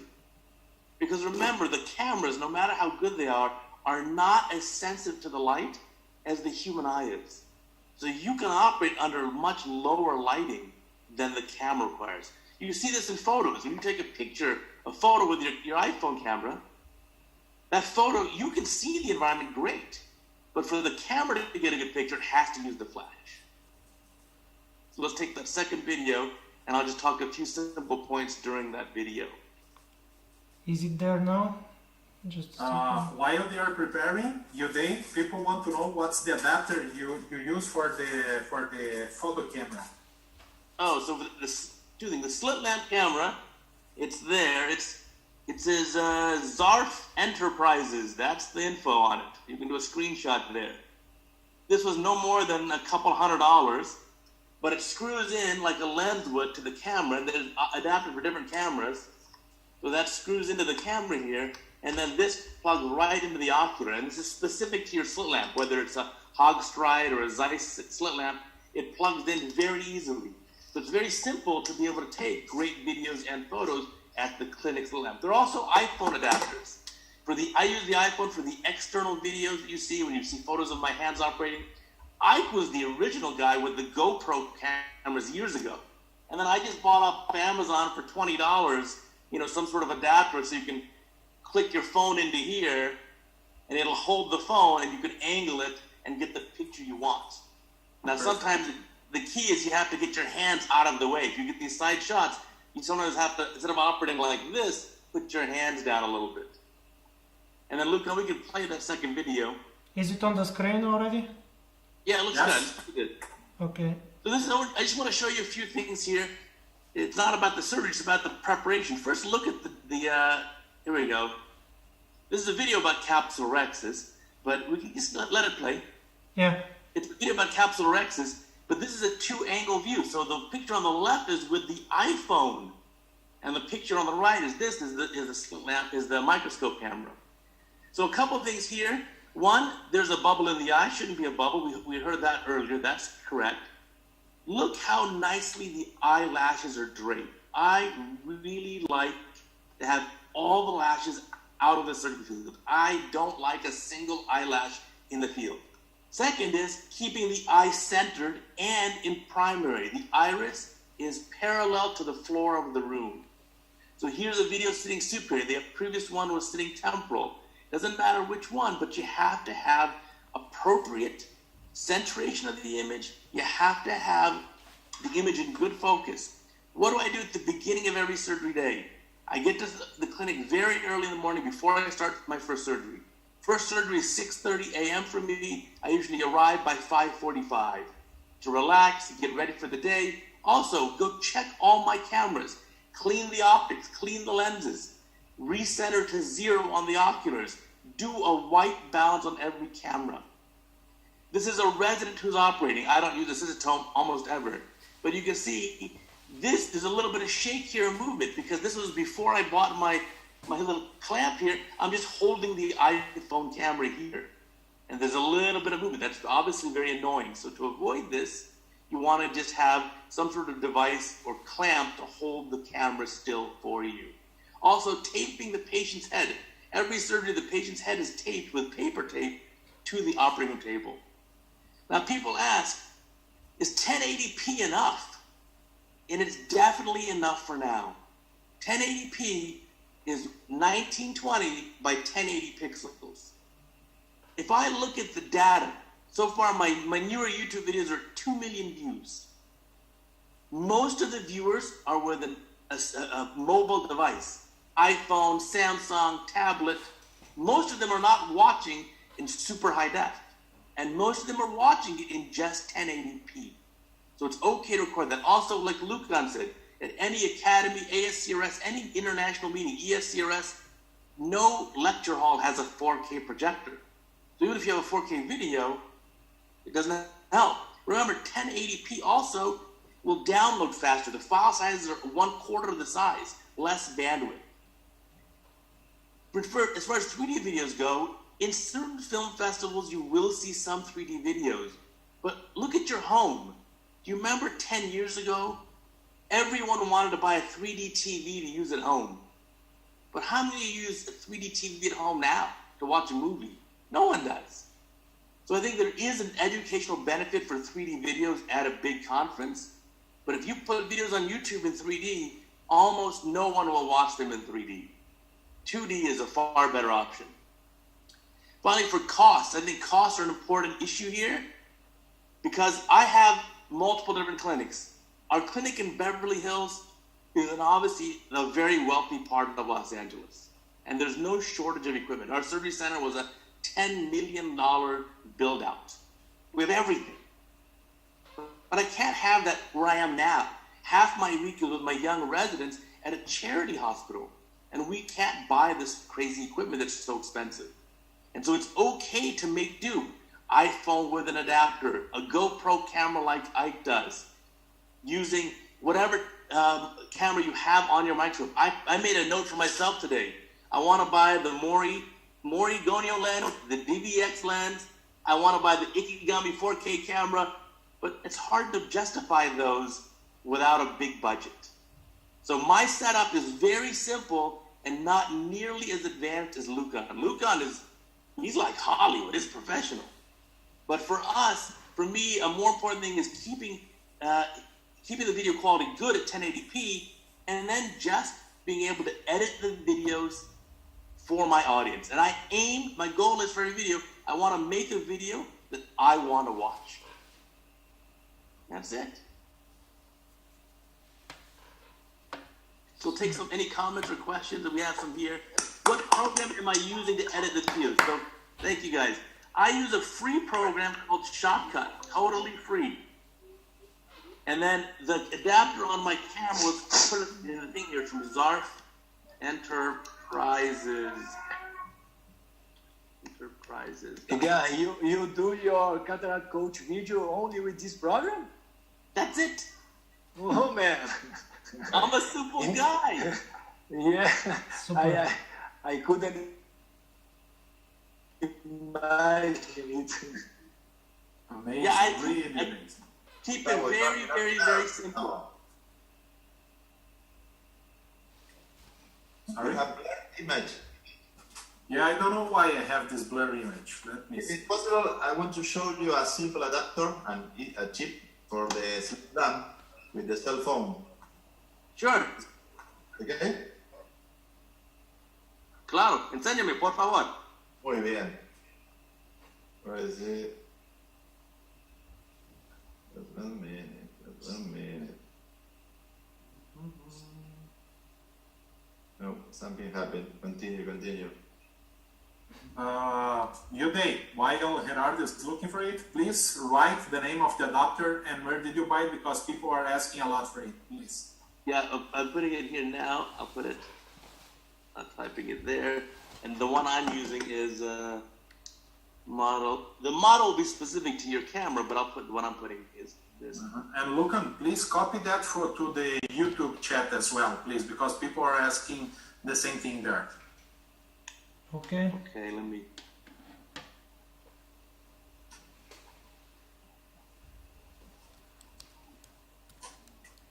I think it should come up in the chat there. Yeah, we have. And then my editing software is. Yeah, I'm a simple guy, and I edit 100% of my Cataract Coach videos are edited on my MacBook. That's it. No fancy computers. Yeah. I'll talk about that later, and I share with you that spirit that less is more sometimes.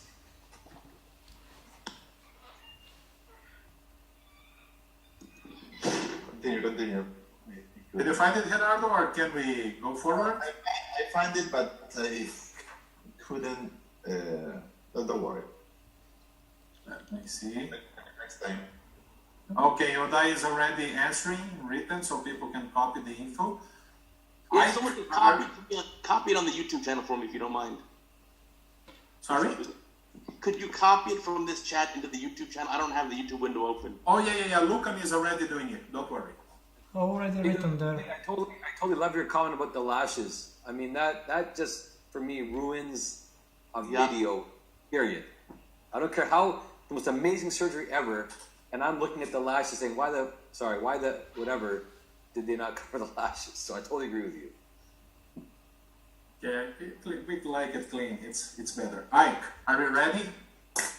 I am ready. One tip when you're sharing your screen for Zoom videos, when you go to share your screen, if you click the optimize screen share for video clip.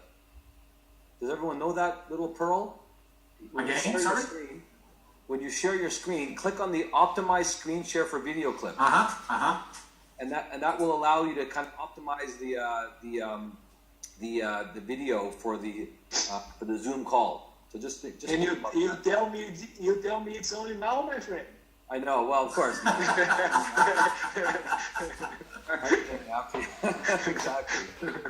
So I really enjoyed the session here today so far, and I think what an amazing group of surgeons and videographers here. I sometimes would be honest with you. I actually enjoy the video sometimes more than the surgery, and I will tell you that I think most people would agree that the video editing would take me about 10 times as long as the surgery often does to do it right. So it is a labor of love, and you have to love this stuff, but we're very visual, and so I think it does meld quite well with our interests are. So Gustavo and Lukan, thanks for asking me to speak. I've been asked to speak about using point of view cameras and GoPro videos to help teach and learn, and I hope to share with you. Now, we've seen some great videos. I think we're all focused on optimal quality. This is not an iPhone. This is not a camera, although I think the quality is great. But of course, the source video is very important to get for anything we do. But too often we focus as we teach. And the reason why we do videos is to teach often. We focus on the eyeball and what's happening in the eye. And I think what we sometimes neglect is how we hold things. How we hold our instruments play a significant role to how we perform in the eye. It's all in the setup and the hand positions and the grips. And this is an example I'm doing. You can the difference in my hand position, for example, compared to the last picture I showed you with the very high angle. Cataract surgery. Pretty relaxing when you do surgery in 3D, by the way, Gerardo. I don't know if you do surgery like this too, but I rest. That's the gangster lean, Ike. That's the gangster lean. Exactly. You should have heard the audio on that one. Now, the issues around the incision and the fulcrum concept, ensuring that we have our hand and our grip right, are critical to the performance of good ergonomic intraocular surgery. I'm a big fan of visualization. In my ORs, we have 18 screens. We have 6 videos and video cameras, and they're kind of all over the place. I like to keep an eye on my fellows in residence. That's one reason I do that as well. But it really gives us a different angulation. This is a view from the top, and it's really cool to see the flow of the bodies in the OR, the trays, the equipment, the setup, everything that's happening. It's kind of neat to show that as well, and it's a kind of a nice view. Of course, as you're an observer in the OR and you see how surgeons work, and when I watch residents and fellows operating, I'm always watching their hands and their body position, because usually the answer to their challenges when they're having a problem is, well, oh, wait a minute, look at the way your hand position is, look at your posture, look at the way we're gripping the instrument. And so this is simple stuff that I think most people kind of gather. And so we did publish a number of years ago the use of a GoPro camera, which we had a good time to enjoy using it for recreational purposes. I'm talking about outdoors, and that really allowed us to get a great perspective on what we're doing. And there's, of course, now it's become the rage, and those of you that are on TikTok know, of course, the issues around sometimes what happens with point-of-view cameras. But nevertheless, we're using them for less controversial reasons. And again, for sporting, of course, it's useful. This is my first GoPro camera back, 8 years ago. And this was the original Hero 3. There are many versions now, and you can see I've kind of upgraded. I kind of have a bit of a fetish with these cameras. And the upgrades are probably not necessarily that different in terms of the actual video quality you get. This is the latest on the website.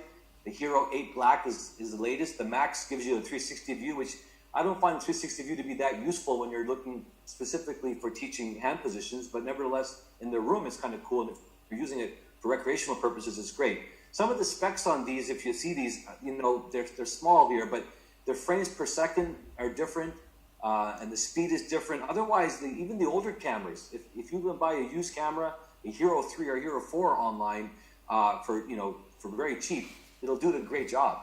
And the videos I'm going to show you are actually with some of my original Heroes. The battery life can be of course less. The ability to see the screen while you're doing it is not available for some of the older cameras. That's where some of the differences are. But in terms of the actual video quality, you can get 4K. You can get more than 4K with quality with these cameras. The important part beyond the camera, though, is having the right accessories. It's all about the accessories. You need to have the right adapters, the right brackets, the right screws, the right adhesives. This will allow us to place the camera anywhere you want. And GoPro's done a great job to be able to provide, equipment for anything. In fact, GoPro has worked with us. They came to us and they're like, hey, what can we do to kind of, enhance what you're doing? And these are the brackets you see on the left. You see the holders. You see the screws, which are all important to use. For example, on the left, you see is the original is my Hero 7 Black camera. I have an adhesive bracket with an extension, and you see the extension you can use to basically pivot the camera where you want. You can put multiple extensions on, of course, as many as you need to get clearance from the microscope or whatever while you're putting it on. And although you can screw mount these on, the adhesives are very good.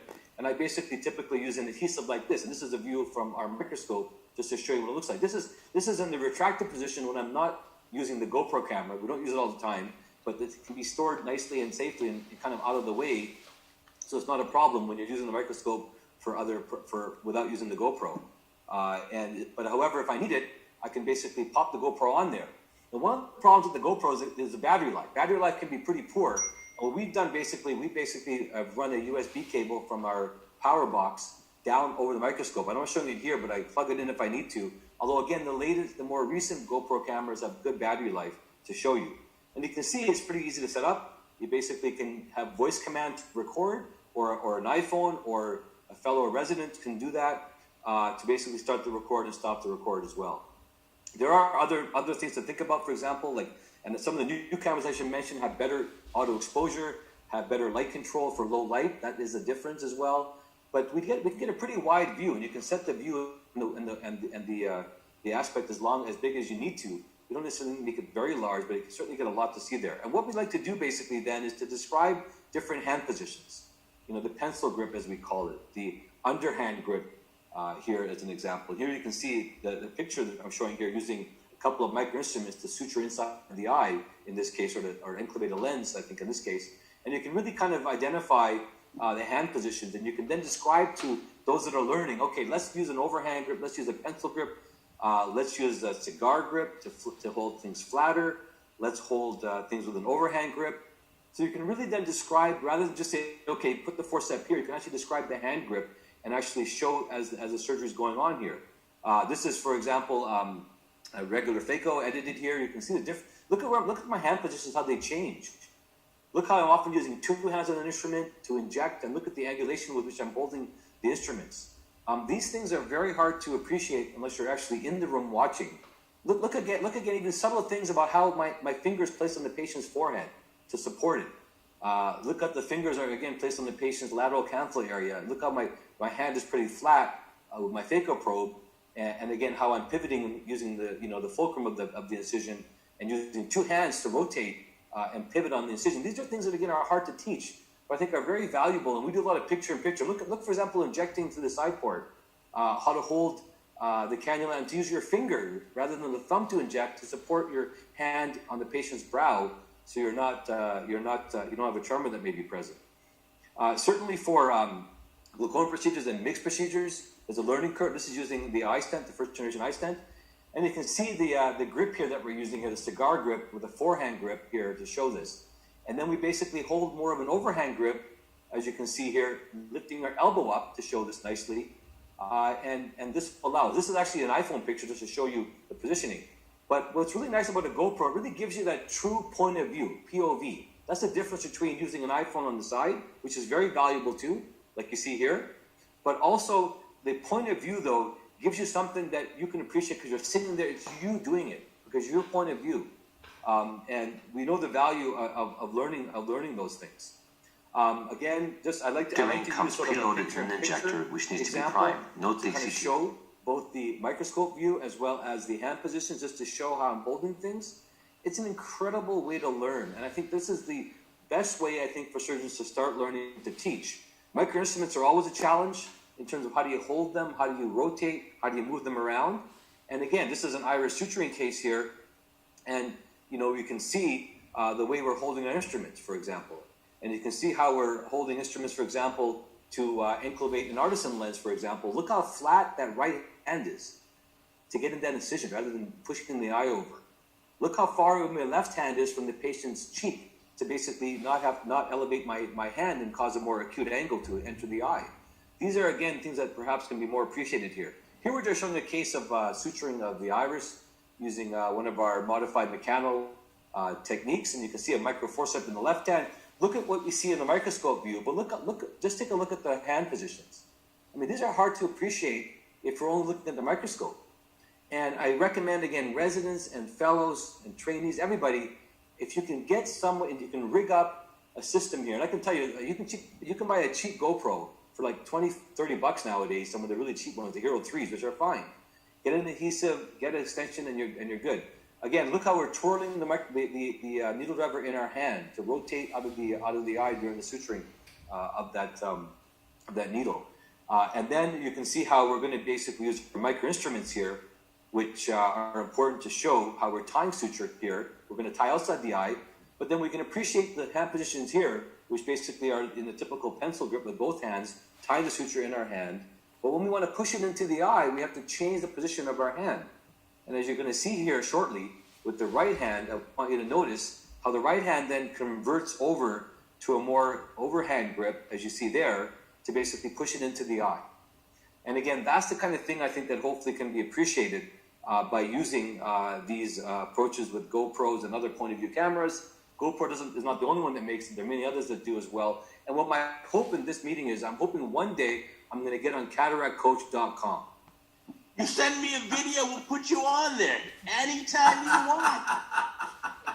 Amazing, amazing. Point of view that the GoPro gives you is fantastic. It's pretty fun. I should mention one more thing. sorry, that you can use a GoPro in your ocular too, actually. People do that as well. I need to tell one of those fellows to send me some videos. We'll do that, my friend. I'm just kidding with you. I know that. You know how much work it is to make one video? I think my Sergio needs a better connection. I missed what you said, Sergio. What was that? I didn't put my face in the video this time, though. I think we dropped him. I want my video get a coach. Oh, okay. You got on. You guys send it to me. You know, the problem is I put a new video every day, and you know how much work that is. That's a lot of work. That's great. That's a lot of work. People are asking, Ike, how do you put it in the ocular? Which is the adapter which you have, or if there is anyone you would recommend? I have not used the GoPro on my microscope. I'm very blessed to have 4K cameras and have 3D cameras on my microscope. We kind of rigged them up and built their own adapters. But there are many who've done a nice job with the GoPro. I don't know offhand what they are, but they're available on Amazon, for example, to attach to your microscope. Similar to what Uday, I think, has said. And you get great resolution with these. Lukan, you don't have to spend a lot of money. Yeah. Don't tell my business manager that, Uday. They're not watching this, I hope. I can comment a little bit on action cameras. And actually, the only one that will do the job is the GoPro range, as Ike has already chosen, because they are 1.5 sensor size. All the other action cams, or predominantly all the other brands, are using 1/3 sensor sizes, which are small sensors. And we didn't mention the dynamic range. And the dynamic range of a camera is the ability to of the sensor to produce sensible image from the light that gets into the pixels, no matter the low light or the excessive brightness. As you often see, and the conjunctiva especially, and the scleral region, when the camera is with low dynamic range, everything is white and there is no resolution. So from the action cameras, probably only the GoPros can handle the job. And another tip, all the action cameras are employing inside them CS mount, which is 12mm mount. There are adapters, CS to C mount. You can unscrew the OM objective of the GoPro and screw an adapter and the C mount with 1.5 size sensor, which is GoPro. You can rig to your adapter of the microscope for Zeiss F85 or F65 or any other adapter. So you can turn your GoPro camera to a microscope camera. Very good, very good. Our friend Dr. Gerardo Valvecchia is with us. He is recommending a website, Backbone or Blackbone. Let me see here. Backbone. Backbone rib cage. Yeah, you can have. Blackbone has an amazing GoPro with C-mount. And another thing which I have already done, Ike, there are some belts that you can put in your chest with the GoPro, and then you have a first-person perspective of your hands. That's another thing I suggest, but then you have problems with the sterility of the surgical clothes. And you got to be careful when you go to the washroom there, Gustavo. Yeah, it's true. But I have the water protection for them. I'm not talking about that, but anyways. Let me comment on a Backbone rib cage. The adapters are really interesting, and especially for a Sony RX0 or RX0.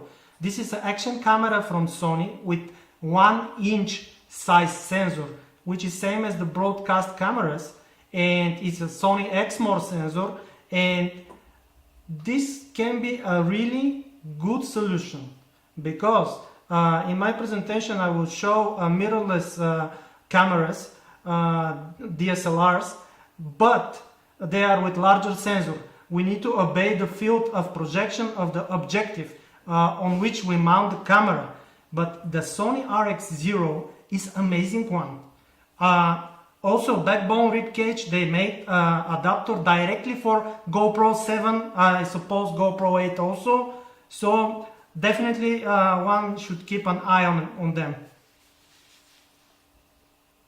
Perfect, perfect. You are an engineer, not an eye surgeon, Lukan. You are in the wrong profession. Yeah, I have wrong assumptions probably, or ambitions for engineer. Yeah. Okay, thank you so much. I wanted to do a question before to Uday. How do you clean the oculars that you said before, that you arrived earlier to clean the microscope lenses? Just use, the lens cleaner, Zeiss has these, many companies have these. We use one of those and clean the oculars, clean the objective lens, and then I like to set the scope back, because someone else may have used it instead of me. Our surgery center in Beverly Hills is very large. It's 7 operating theaters, and then in 1 year we do about 20,000 cataracts. So there are many, many surgeons who are operating through there. And so when I'm doing my case, I want it set to what I like. And then similarly, I also do a white balance at the beginning of the surgery day. Make sure the camera's in good focus. All these things are very important. Make sure that the oculars, my oculars, have the same exact focus as the camera. That's the most important thing. Yes. And then I adjust the illumination so I have more of the coaxial. And that gives a much brighter image when you're doing the recording. Absolutely. That's a very good tip. Focus the camera first, and then you focus the oculars for you. It's easier than the opposite. Correct. And it was mentioned earlier, zoom into high magnification, focus on the limbal vessels, make sure that's in focus on the video monitor, and then adjust your oculars. Perfect. Ike, there is a question for you. How do you deal with all that raw data? How do you storage it? How do you deal with that? And I think Lukan and I and everybody who works with 3D has the same problem. It's expensive. It's difficult because these are big videos. A couple of things. So the quality, we talk about the raw footage, which is great, but I'm lucky to use a system from MedExtreme, and MedExtreme basically has a nice codec essentially that allows us to maintain good quality, but at a smaller file size. So that's important. How do you actually transfer and convert your video from RAW to whatever file you're going to edit with? Typically, we use like H.264, H.265 now. And so that's important how you do that. And it's probably a technical discussion here. But the other thing I have is I have a lot of storage. I just bought a 64 terabyte RAID array. You want to get something that's going to be solid state. You want to get something that's going to be also duplicative, so that way if one drive fails, you don't lose all your stuff. And so I've gradually had to get more and more, because I just talk about 4K. I mean, 4K for 1 minute can be like 4 or 5 gigabytes for 1 minute. So it's a lot of stuff. 1080p is not as storage hog as much, but that is part of the problem. So delete your videos you don't need. I take USB drives and bring them back from the OR and put it onto my big RAID. Remember, the RAID is the best. RAID 5 is what I use as far as the array to ensure we have adequate backup of our videos. Yeah, there is a small fortune here in SSDs. We spend a lot with that, and they get full very quick. It's a mess. Why not write over them? Why save all these videos? Well, for me, I don't save all the videos. No, but I mean, I have a good video. I love it. I put it on the drive, and then I don't edit it yet, right? So it ends up taking room. Yeah, but you're absolutely right. For my USB drive, I overwrite them all the time. But I take them home and I dump them onto my RAID, my big hard drive, and then I will delete them later on once I've kind of reviewed them. But they get backed up, right? During COVID, I've been able to kind of do a bit more work here on it. But yeah, the actual ones I have to the OR, I just delete them for sure. But I just dump them on my hard drive. If I can add something on that, I use Google to save my videos because I live stream them in YouTube. So when I know that I will have something interesting, I just use my second camera here, which is mounted to the microscope with the Ingenuity. So I can save this on the Ingenuity or on the camera. What is the good thing on that? You have all your surgeries on 1080p at least on YouTube if you want them, or if you want a 4K because 4K you will need it for post-processing because it's better quality. You can use different codecs. As Ike said, we all work now in H.264 and MP4, but there is a good codec which is called Full GOP, which records on 4K and saves a lot of space. For example, Apple ProRes or Cinema DNG for 10 minutes it will eat like 50 gigabytes at least. In contrast, the Full GOP will eat only 9 gigabits. So it's really saving space and maintains the quality. This is something that I didn't saw in my Blackmagic cameras, but with my new camera, which is Sigma FP, they cleverly input that codec there. I have Cinema DNG RAW if I want it, but this is overkill. Definitely it's overkill. And I can use Full GOP 4K for transferring and saving space. So just so that people don't get confused, a codec basically essentially is a software that we use to compress or decompress a digital video. The raw video, if you're using a 1080p camera, is enormously large. And so, you know, for our purposes, we need to compress it. And unfortunately, depending on what we use to compress it, you can lose quality. And so it's important to have the right system to use, whether it's automatic or whether you do it yourself. If you're doing it on GoPro, for example, they have their own codec that they compress the video to, and you can set the size you want for it, whether you want a high quality or less quality. So it is good for those that are looking at this. You know, we often talk about, I want 4K, I want 1080p. You can have 4K, great, but if you compress it into crappy video at the end of the day, it's not going to be good quality. So make sure you talk about the actual raw video signal you have, but then the codec you get to basically use to compress that video, which you're going to store on your drive or edit with it. If you try editing raw Apple, footage on your Final Cut or iMovie, your computer on a MacBook, you'll be dead. It'll be way too slow. So it's something just to think about it. And of course, Ingenuity has their own codec they use to compress their 3D. Very good. So, Lukan, yes, go ahead. You just started your talk. Please keep it. Just a second to see how to share it. Today I have some issues with sharing. Just a second. Here it is. No.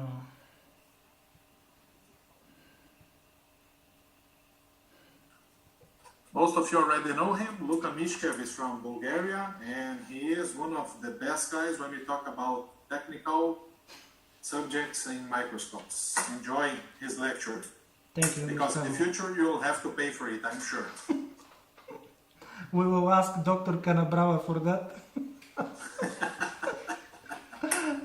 Okay, so... Lukan, can you repeat, please? My internet is bad, my friend.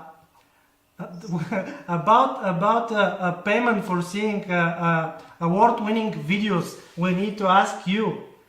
That was my comment. Okay, so my internet now is down. I'm outside of Belo Horizonte. Yeah, okay. So, this is my video on how I edit my surgical videos. So, first you have static objects that needs to be somehow annotated. So, we can use different stylizers or filters, or even motion pointing videos like this one.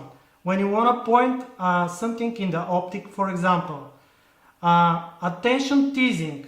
So you see something that we normally do, but you see it on three images, so it will bring your attention. Then static picture in picture and slow motion of your video.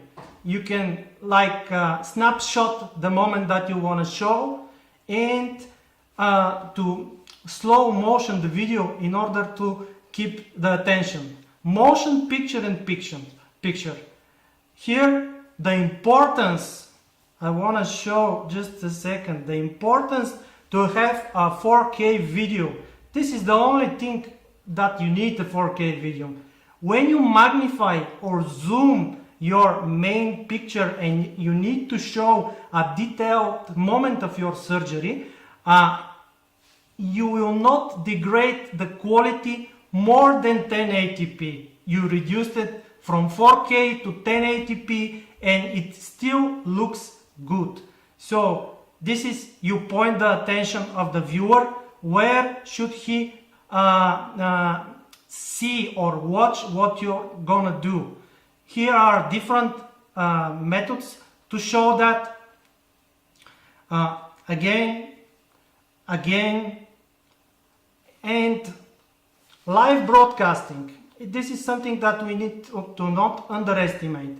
Here is our side view setting with two Blackmagic cameras, two screens. You focus the attention to what the surgeon is doing and the important steps to load the device that you're gonna use. You focus the eye, obviously. Then you can have even 3 pictures in pictures. You watch the finger of the surgeon, how it introduces the device into the eye. So here you can see a large background, you can see the eye, then you can see the picture in the left corner also. Now, stylizers and filters for posterior pole. For posterior pole, now, what is this guy doing? Here is 2 maculas or something like that. So you can zoom to the area of interest. You can fuse area of interest. What are you doing? So now here, just a second, I will pause that. You see, this is the Ingenuity video. On the magnified image, I lose the resolution. Why? Because I don't have enough resolution. If the original footage was 4K, probably I would have enough resolution. Then we continue. Again, another shape. Changing the shapes, changing the transitions keeps the attention of the viewer over your video. Now this is autograft surgery. Then you can see a color inversion filter, how you can highlight and take the attention again. This is Ingenuity. Now you inverted the video and you just introduce something unnatural or something new in the surgical video, which will focus the attention. Again, bursa prepapillaris and bursa premacularis. Again, inverted colors and something strange is there. So we have the ability to stabilize motion or a video, because often we have a shaky videos, no matter from the surgeon hands or from the eye of the patient. Here is a peeling. This is the software view, how it analyzes the shakiness of the image and how it will try to compensate that. So these are a little bit more high-end capabilities. Now, this is a video from a Blackmagic cinema camera. Do you see any difference? There is no, the image is not grainy. The image is natural. You have shadows and highlights. Here is another example of using different stylizers to pinpoint the vitreal strengths to see how the triamcinolone is there. You see the magnified image from a 4K view. This is a 3D image, and with a software which is more advanced, you can simultaneously edit a 3D video and add a 2D picture over it, as you see here. Now, cinematography in the OR. This is a video from a Blackmagic 4K cinema camera. Almost no need for any filters or any highlights or any post-processing adjustments. This is a washout solution to dissolve silicone oil and you see that sometimes the image of the camera is better than any editing trick. And now my latest weapon, this is a Sigma FP mirrorless DSLR. I think that the image speaks by itself. Now you have interesting view, magnified images, and you see how when you have enough data and resolution, the magnified image is just looking good. You can annotate with arrows, okay, but it's better to magnify the area which is point of your interest.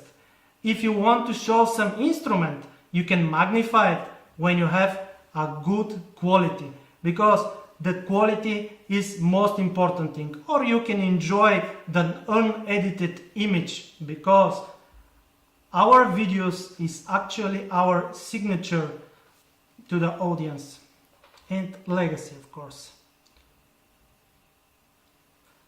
So that's it. Outstanding, Lukan. Outstanding. Thank you. Lukan, that was incredible. That was amazing. Totally enjoyed that.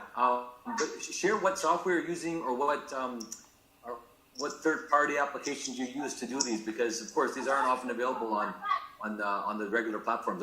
Why using Final Cut Pro, and are you adding some third-party additions in there? No, actually, Final Cut Pro was I was using it long time ago. Then I switched to Windows-based systems, and firstly I used Premiere Pro. But the issue with the Premiere Pro is that there is no single license that you can buy. You need to be paying every month fee to use the Premiere Pro. Then I found Edius. Edius is used in the world of televisions and broadcasting companies, and the good thing of Edius is that you can purchase a single payment license. Then you can add additional features like new blue filters, elements, essentials. Okay, it costs money, but you have virtually unlimited capabilities to grade, post-process, audio grade, color grade, stylize. Everything what you want to do with your video is in one package. And you can do it on a Windows-based machine, PC, which is normally more accessible than a Mac one. With that said, I don't want to ditch the Macs. They are great, but Final Cut Pro or DaVinci, they rely more on the GPU, which is the video card. Edius and Adobe Premiere, they divide the heavy load to the processor when they render the video. And Sergio, can you mute your microphone? Thank you. And when you render the video, the heavy lifting is done by the processor. But when you edit the video, the heavy lifting is done by the GPU, the video card. That way, the efficiency and the effectiveness of the system, I find it better. So my setting is workstation HP and Edius editor with additional add-on features. The name is ADS? Edius. Edius. I will write it. Type it in, yeah, sure, okay. Yeah. Great.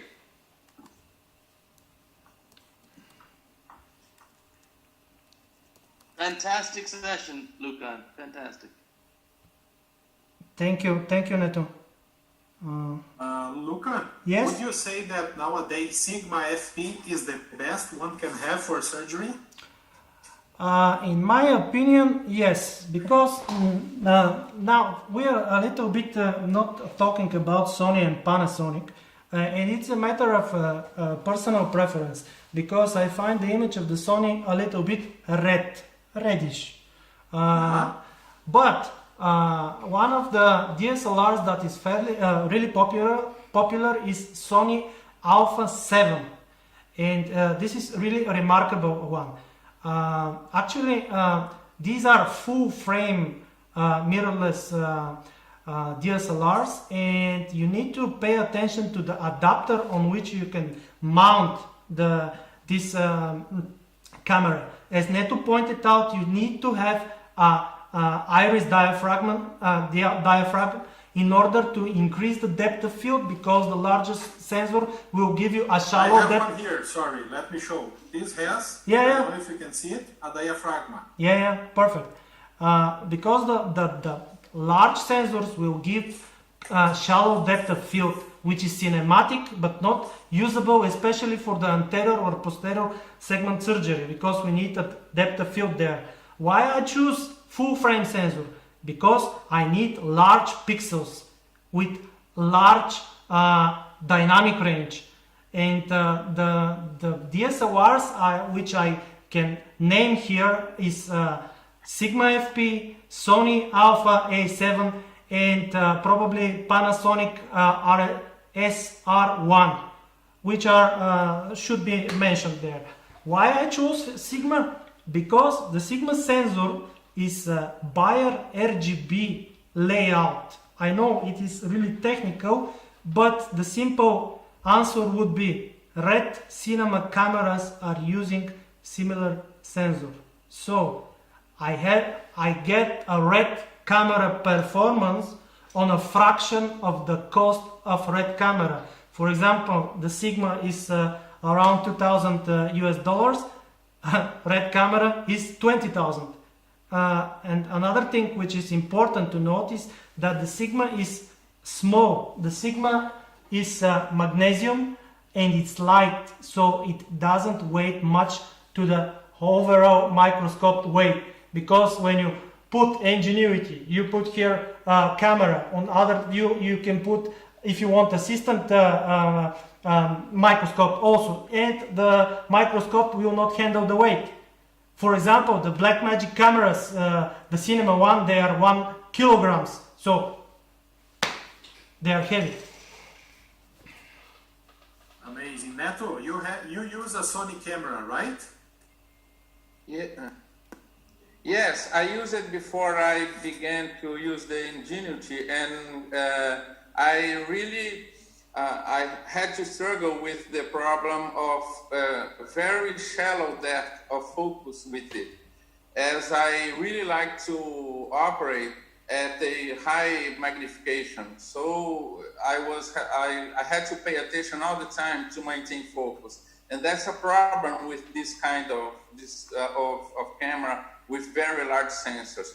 On the other hand, the image quality is astounding, so you have something of a trade-off here. It's true. For those who don't know, the red cameras, which Lukan are talking, are one of the systems that are used in Hollywood and so far. And it's a system where the movies are shot totally digitally. You have no physical media, okay? And the Sigma FP has the same sensor which they have.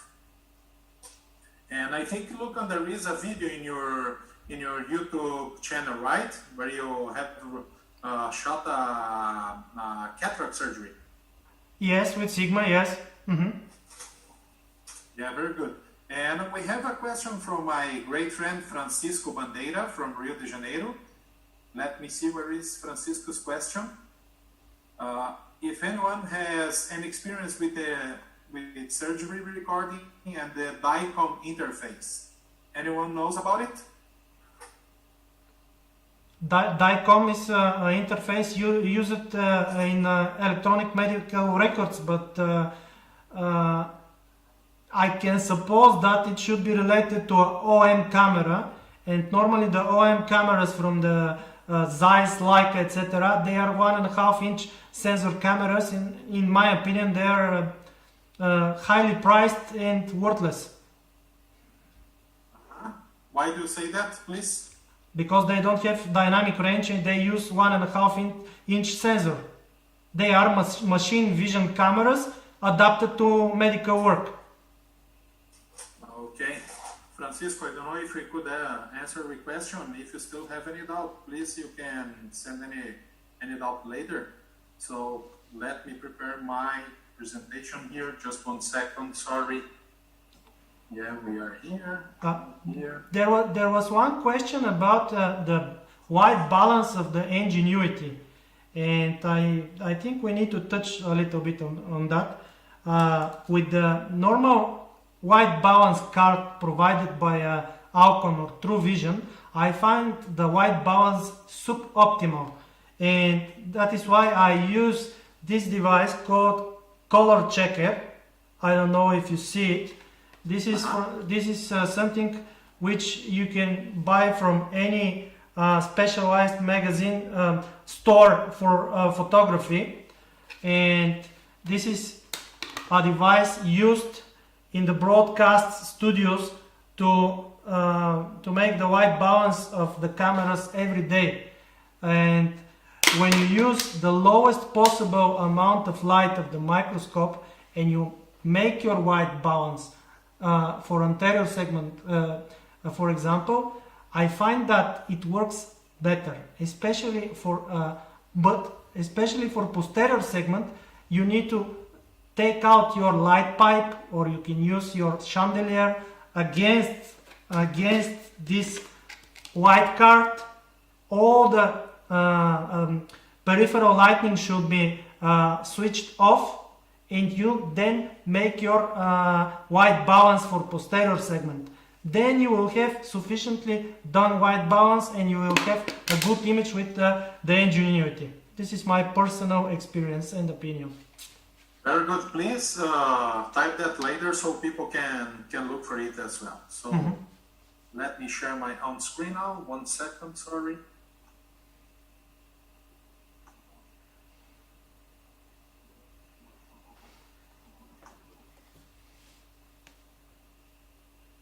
So I have one thing to say before. One of the reasons, thank you all of course for being with us so far, but when we were organizing this webinar with Lukan, like 7 or 10 days ago, I don't know if everybody knows, my father is an ophthalmologist, and I have 2 younger brothers who are also doing their eye surgery fellowship. And one of my brothers sent me a message from a friend of his who is a neurosurgeon. And this guy who is doing now a fellowship, I think in column or I don't know, skull base, sent me a message because his professor in his fellowship does not allow him to use the camera to record his own surgeries. And that really pissed me off, because learning surgery, recording your surgeries is the best way to learn. And I couldn't believe in that. I was discussing with Lukan, and Lukan said the best phrase that one could say. That's how dinosaurs disappeared. They couldn't adapt, okay? And for these people who are not allowing younger people to have their chance to record their surgery, I'm here to tell you that technology will vanish you from the surface of the planet, okay? I can't believe, I cannot accept, and I know we have neurosurgeons and people who does ear surgery also watching us today. Please send us as much questions as you want. You have lots of guys here with open mind. So it's a ridiculous thing. I wanted to share this, and I do this in honor of every people who are learning, okay? So can you see my screen? Yes. Okay, so let's go.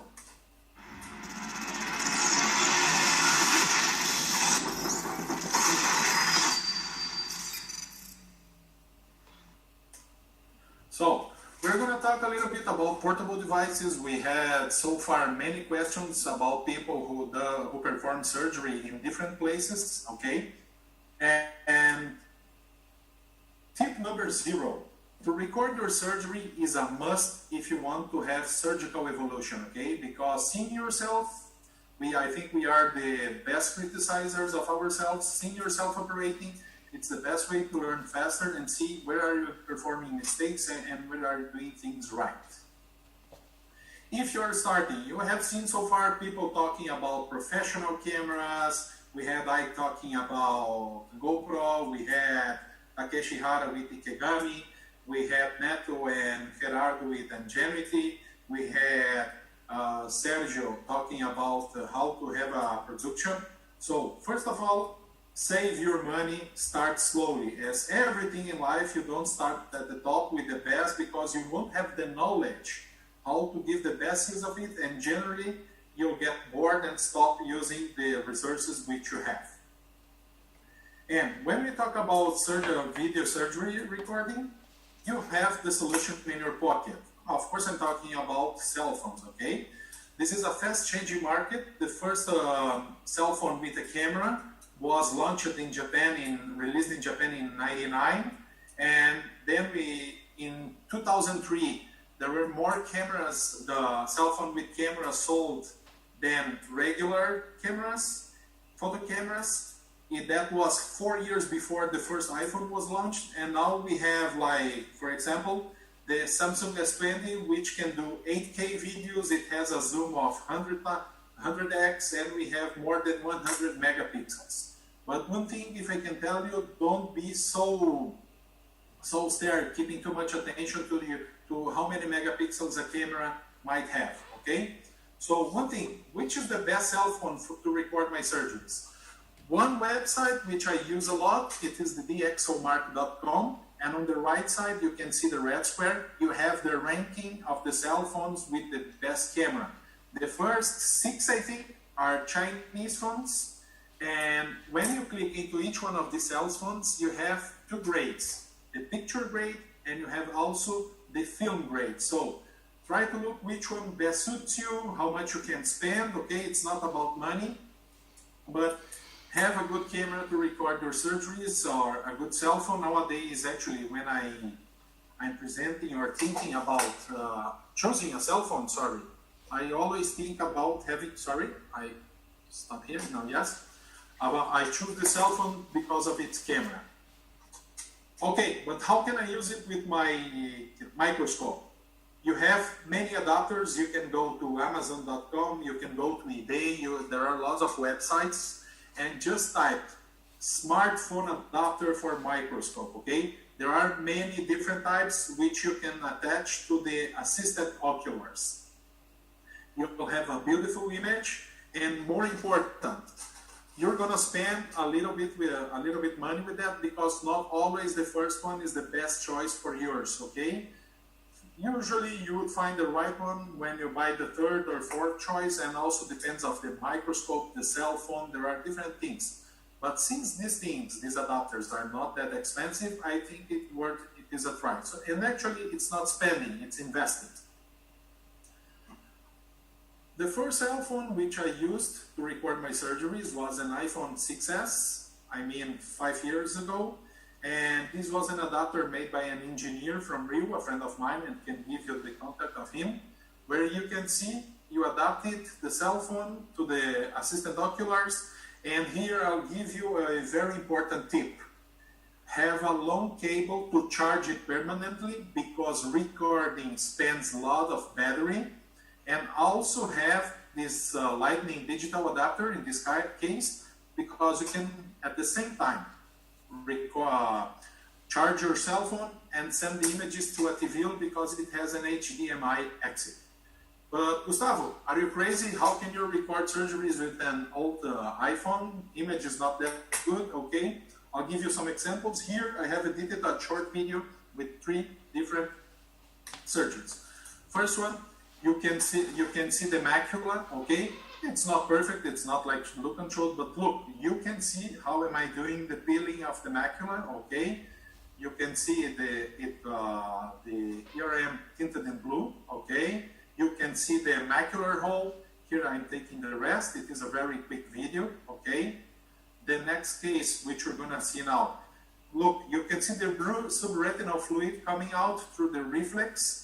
Of course, this camera doesn't have many dynamic range stops, so when you record the light straight, you're gonna see it not very clear, okay? Here we are having an air fluid exchange. You can see it very clear, very sharp. And then you're also gonna see, we can perform the laser. It's a diminished visual field, okay?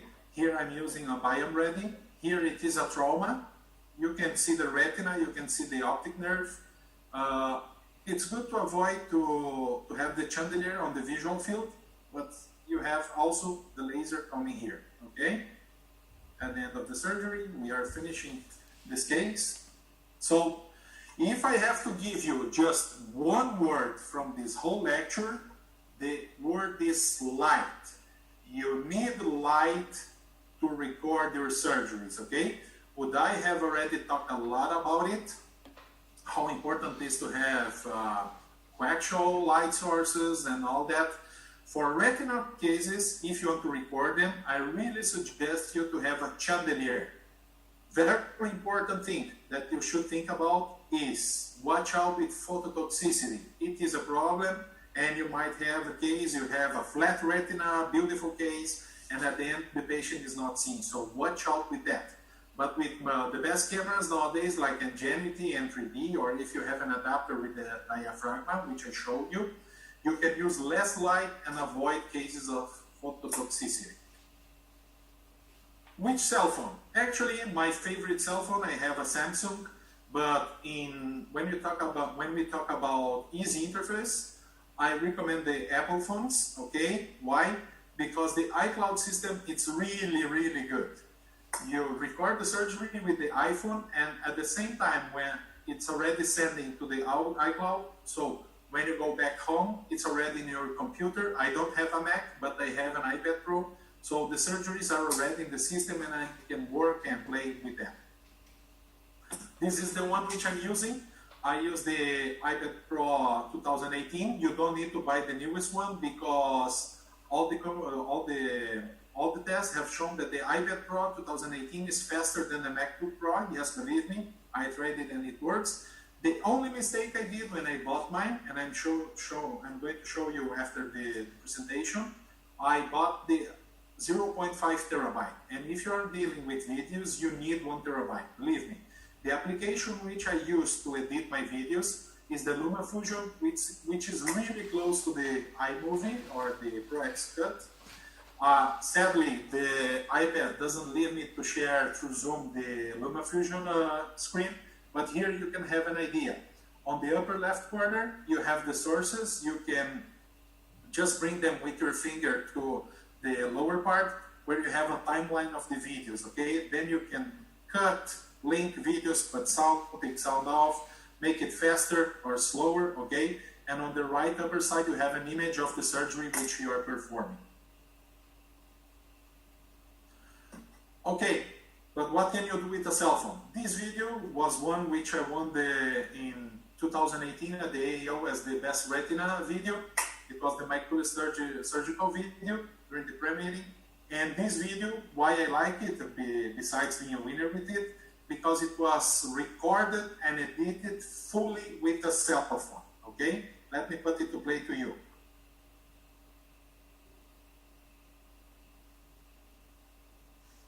You are just about to finish your vitrectomy. The periphery is shaved and laser has been done.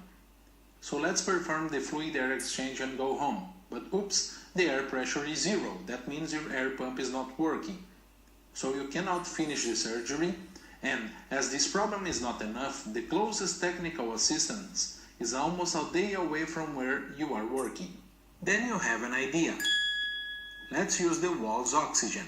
But here comes the issue. How can we measure the air pressure? So I'll ask the audience to help me considering the manometer we have in front of us. How many millimeters of mercury is 1 kilogram per square centimeter? If you said A, B, C, or D, you are wrong. The right answer is this.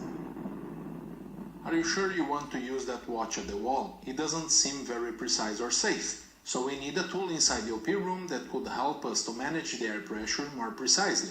And there is no better option if your vitrectomy machine is not working than the anesthesia cart.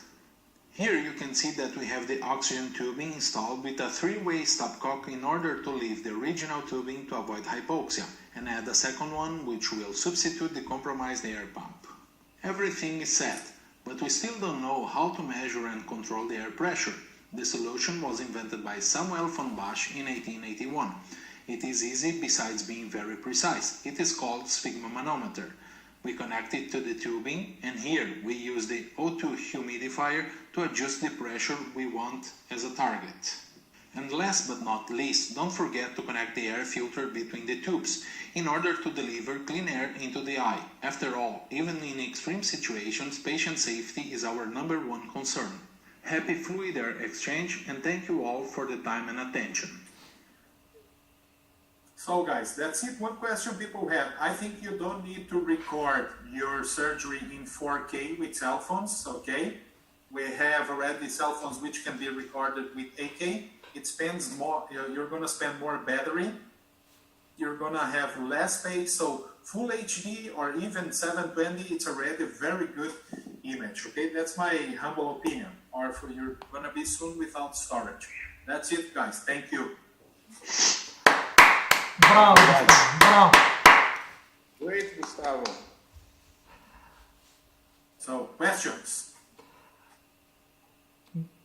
If I can comment on the engineering part, that was ingenious with the anesthesia machine and everything. This is a pure improvisation, ongoing, so that was awesome.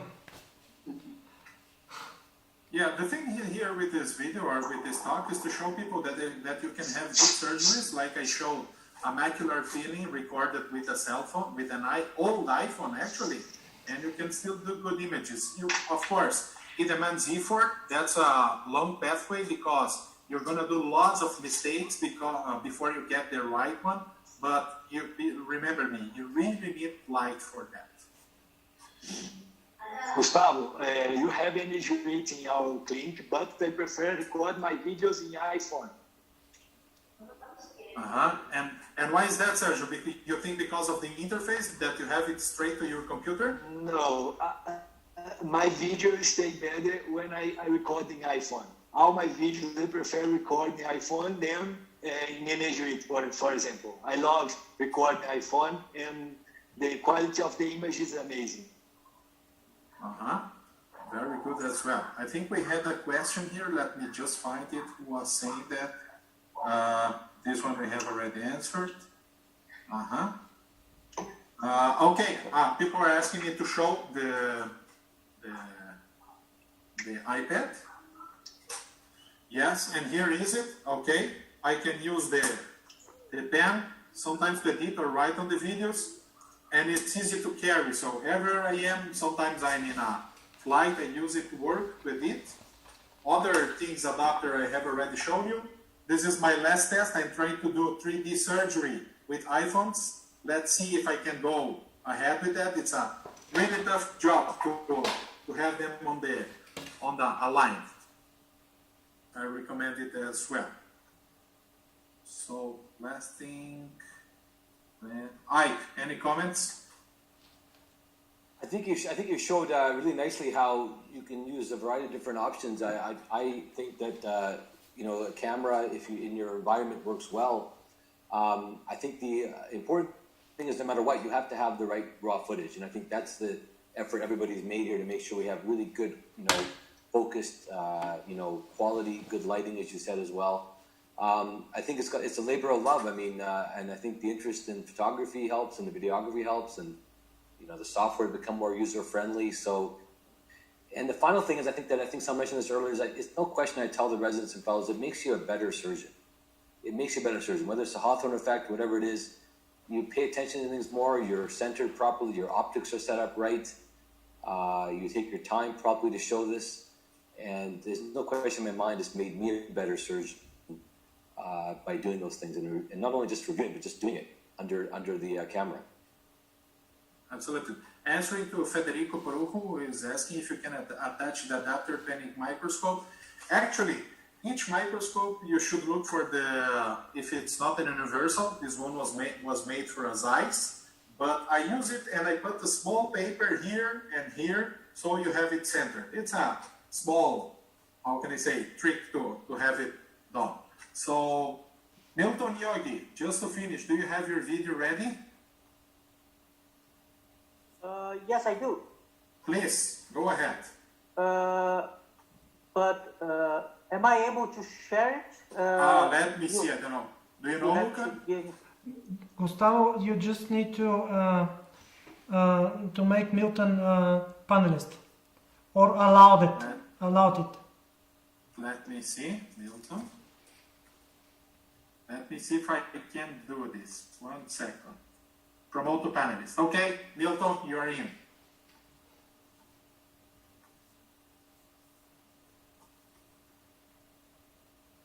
Okay, good. I'm back. Yes. Good. Yes, go ahead. I promised to show you something interesting. This,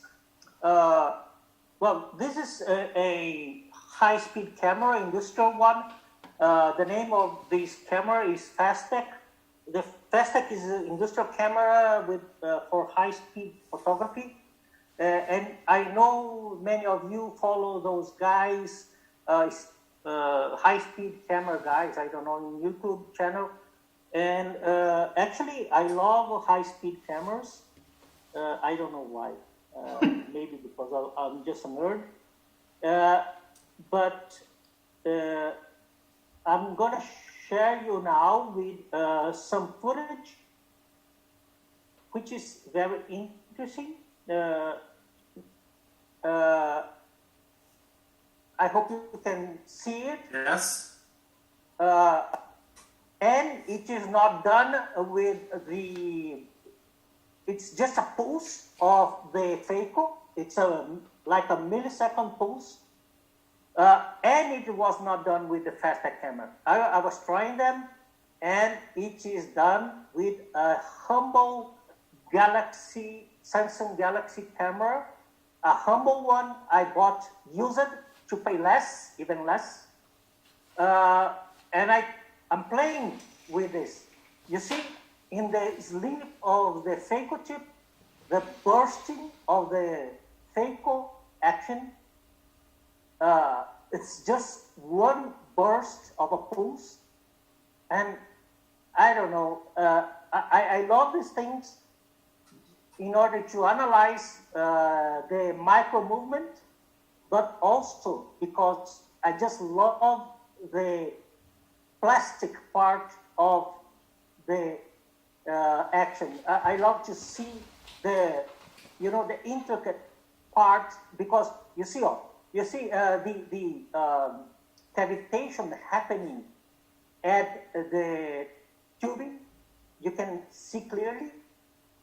Also, all the followability that happens. This is an enlarged one. It is limited in the resolution because I enlarged it, but it is so pleasant to analyze the movements of the phaco tip. I also have the harmonics from Mexico, which is a very, very nice phaco tip, and also to study its movement. So I just left this one because first, it is done with a very humble smartphone. Even as I said, I bought a used one, and it's so enjoyable to see the ultra slow movement of the phaco. And again, you can see also some fragments entering through the lateral orifice of the sleeve. Also, you can see the cavitation. So very good. These are the aspects that I wanted to show you. You remembered me, Milton. Congratulations, by the way. A few years ago, there was I think it was a team from Japan who were recording with a camera which had 125,000 frames per second. Yeah. And you could see it very easily. And in the past, Kirk Paco did that with vitrectomy, where you, I think it was pig's eye, and you could see the movement of the vitreous inside the eye. These videos are amazing. This is geek stuff. Can I comment? And Neto is asking about the FPS. And actually, I studied so many, because I love hacking the system. As I said, I use professional industrial cameras, but I also follow the cheap solutions. I thought that the iPhone 11 and the Samsung S10 have the most quality in terms of FPS and resolution. These videos were made with 960 FPS, which gave this very nice footage. Really good. Actually, and there is a new one, the Huawei, and I think you can have up to 4,000 FPS. They are amazing, but they don't have Google now. It's a pity. Yeah, they interpolate some frames, and that's why they get to this frame rate. And actually, I didn't want interpolation. I wanted full frame FPS. Good. Very good. Can I share one trick here? Because the one way to achieve that is to really have a fast camera. In that regard, from the commercial DSLRs that we are using, probably the Sony shines because the Alpha 7 IV, I guess, has a capability of 240 frames per second, and when you have that in 4K in post-production, if you divide it by half, you will have 1080p and almost 500 frames per second as a slow motion. So as we pointed already, we are okay with 1080p, but exactly for such situations when you show the beautiful slow motion, we need higher resolutions with higher frame rates. So just to have that in mind, the phones are good, but as Neto pointed out, images of the Sony, Blackmagic, Sigma, they are no comparable even with the Ingenuity or Artevo. They are completely different spaces. Yeah, you cannot compare them. That's right, and I agree totally with you. Different technologies, really, really good. So, guys, I think we are coming to an end. Thank you so much, everyone, for being with here this morning, and people who wake up earlier or later, like Takeshi, who had already left us because he's 12 hours later than us. It was amazing. If you have any last comments, please feel free for that. Gustavo, thanks so much, and Lukan, for organizing this. I learned a lot here, and I know this is going to be full of pearls for those that are doing video editing, which I think every resident and fellow is interested in this, and I think a lot of surgeons are. We have a very visual specialty to highlight our meetings, to see our videos, and to talk about them. So thanks for putting together this webinar about how to do them right. Thank you. Thank you. It's been an amazing meeting, and with lots of tips and information. I learned a lot, and I'm looking forward for more meetings. Thank you, Gustavo. Thank you. On this most interesting subject. Gerardo?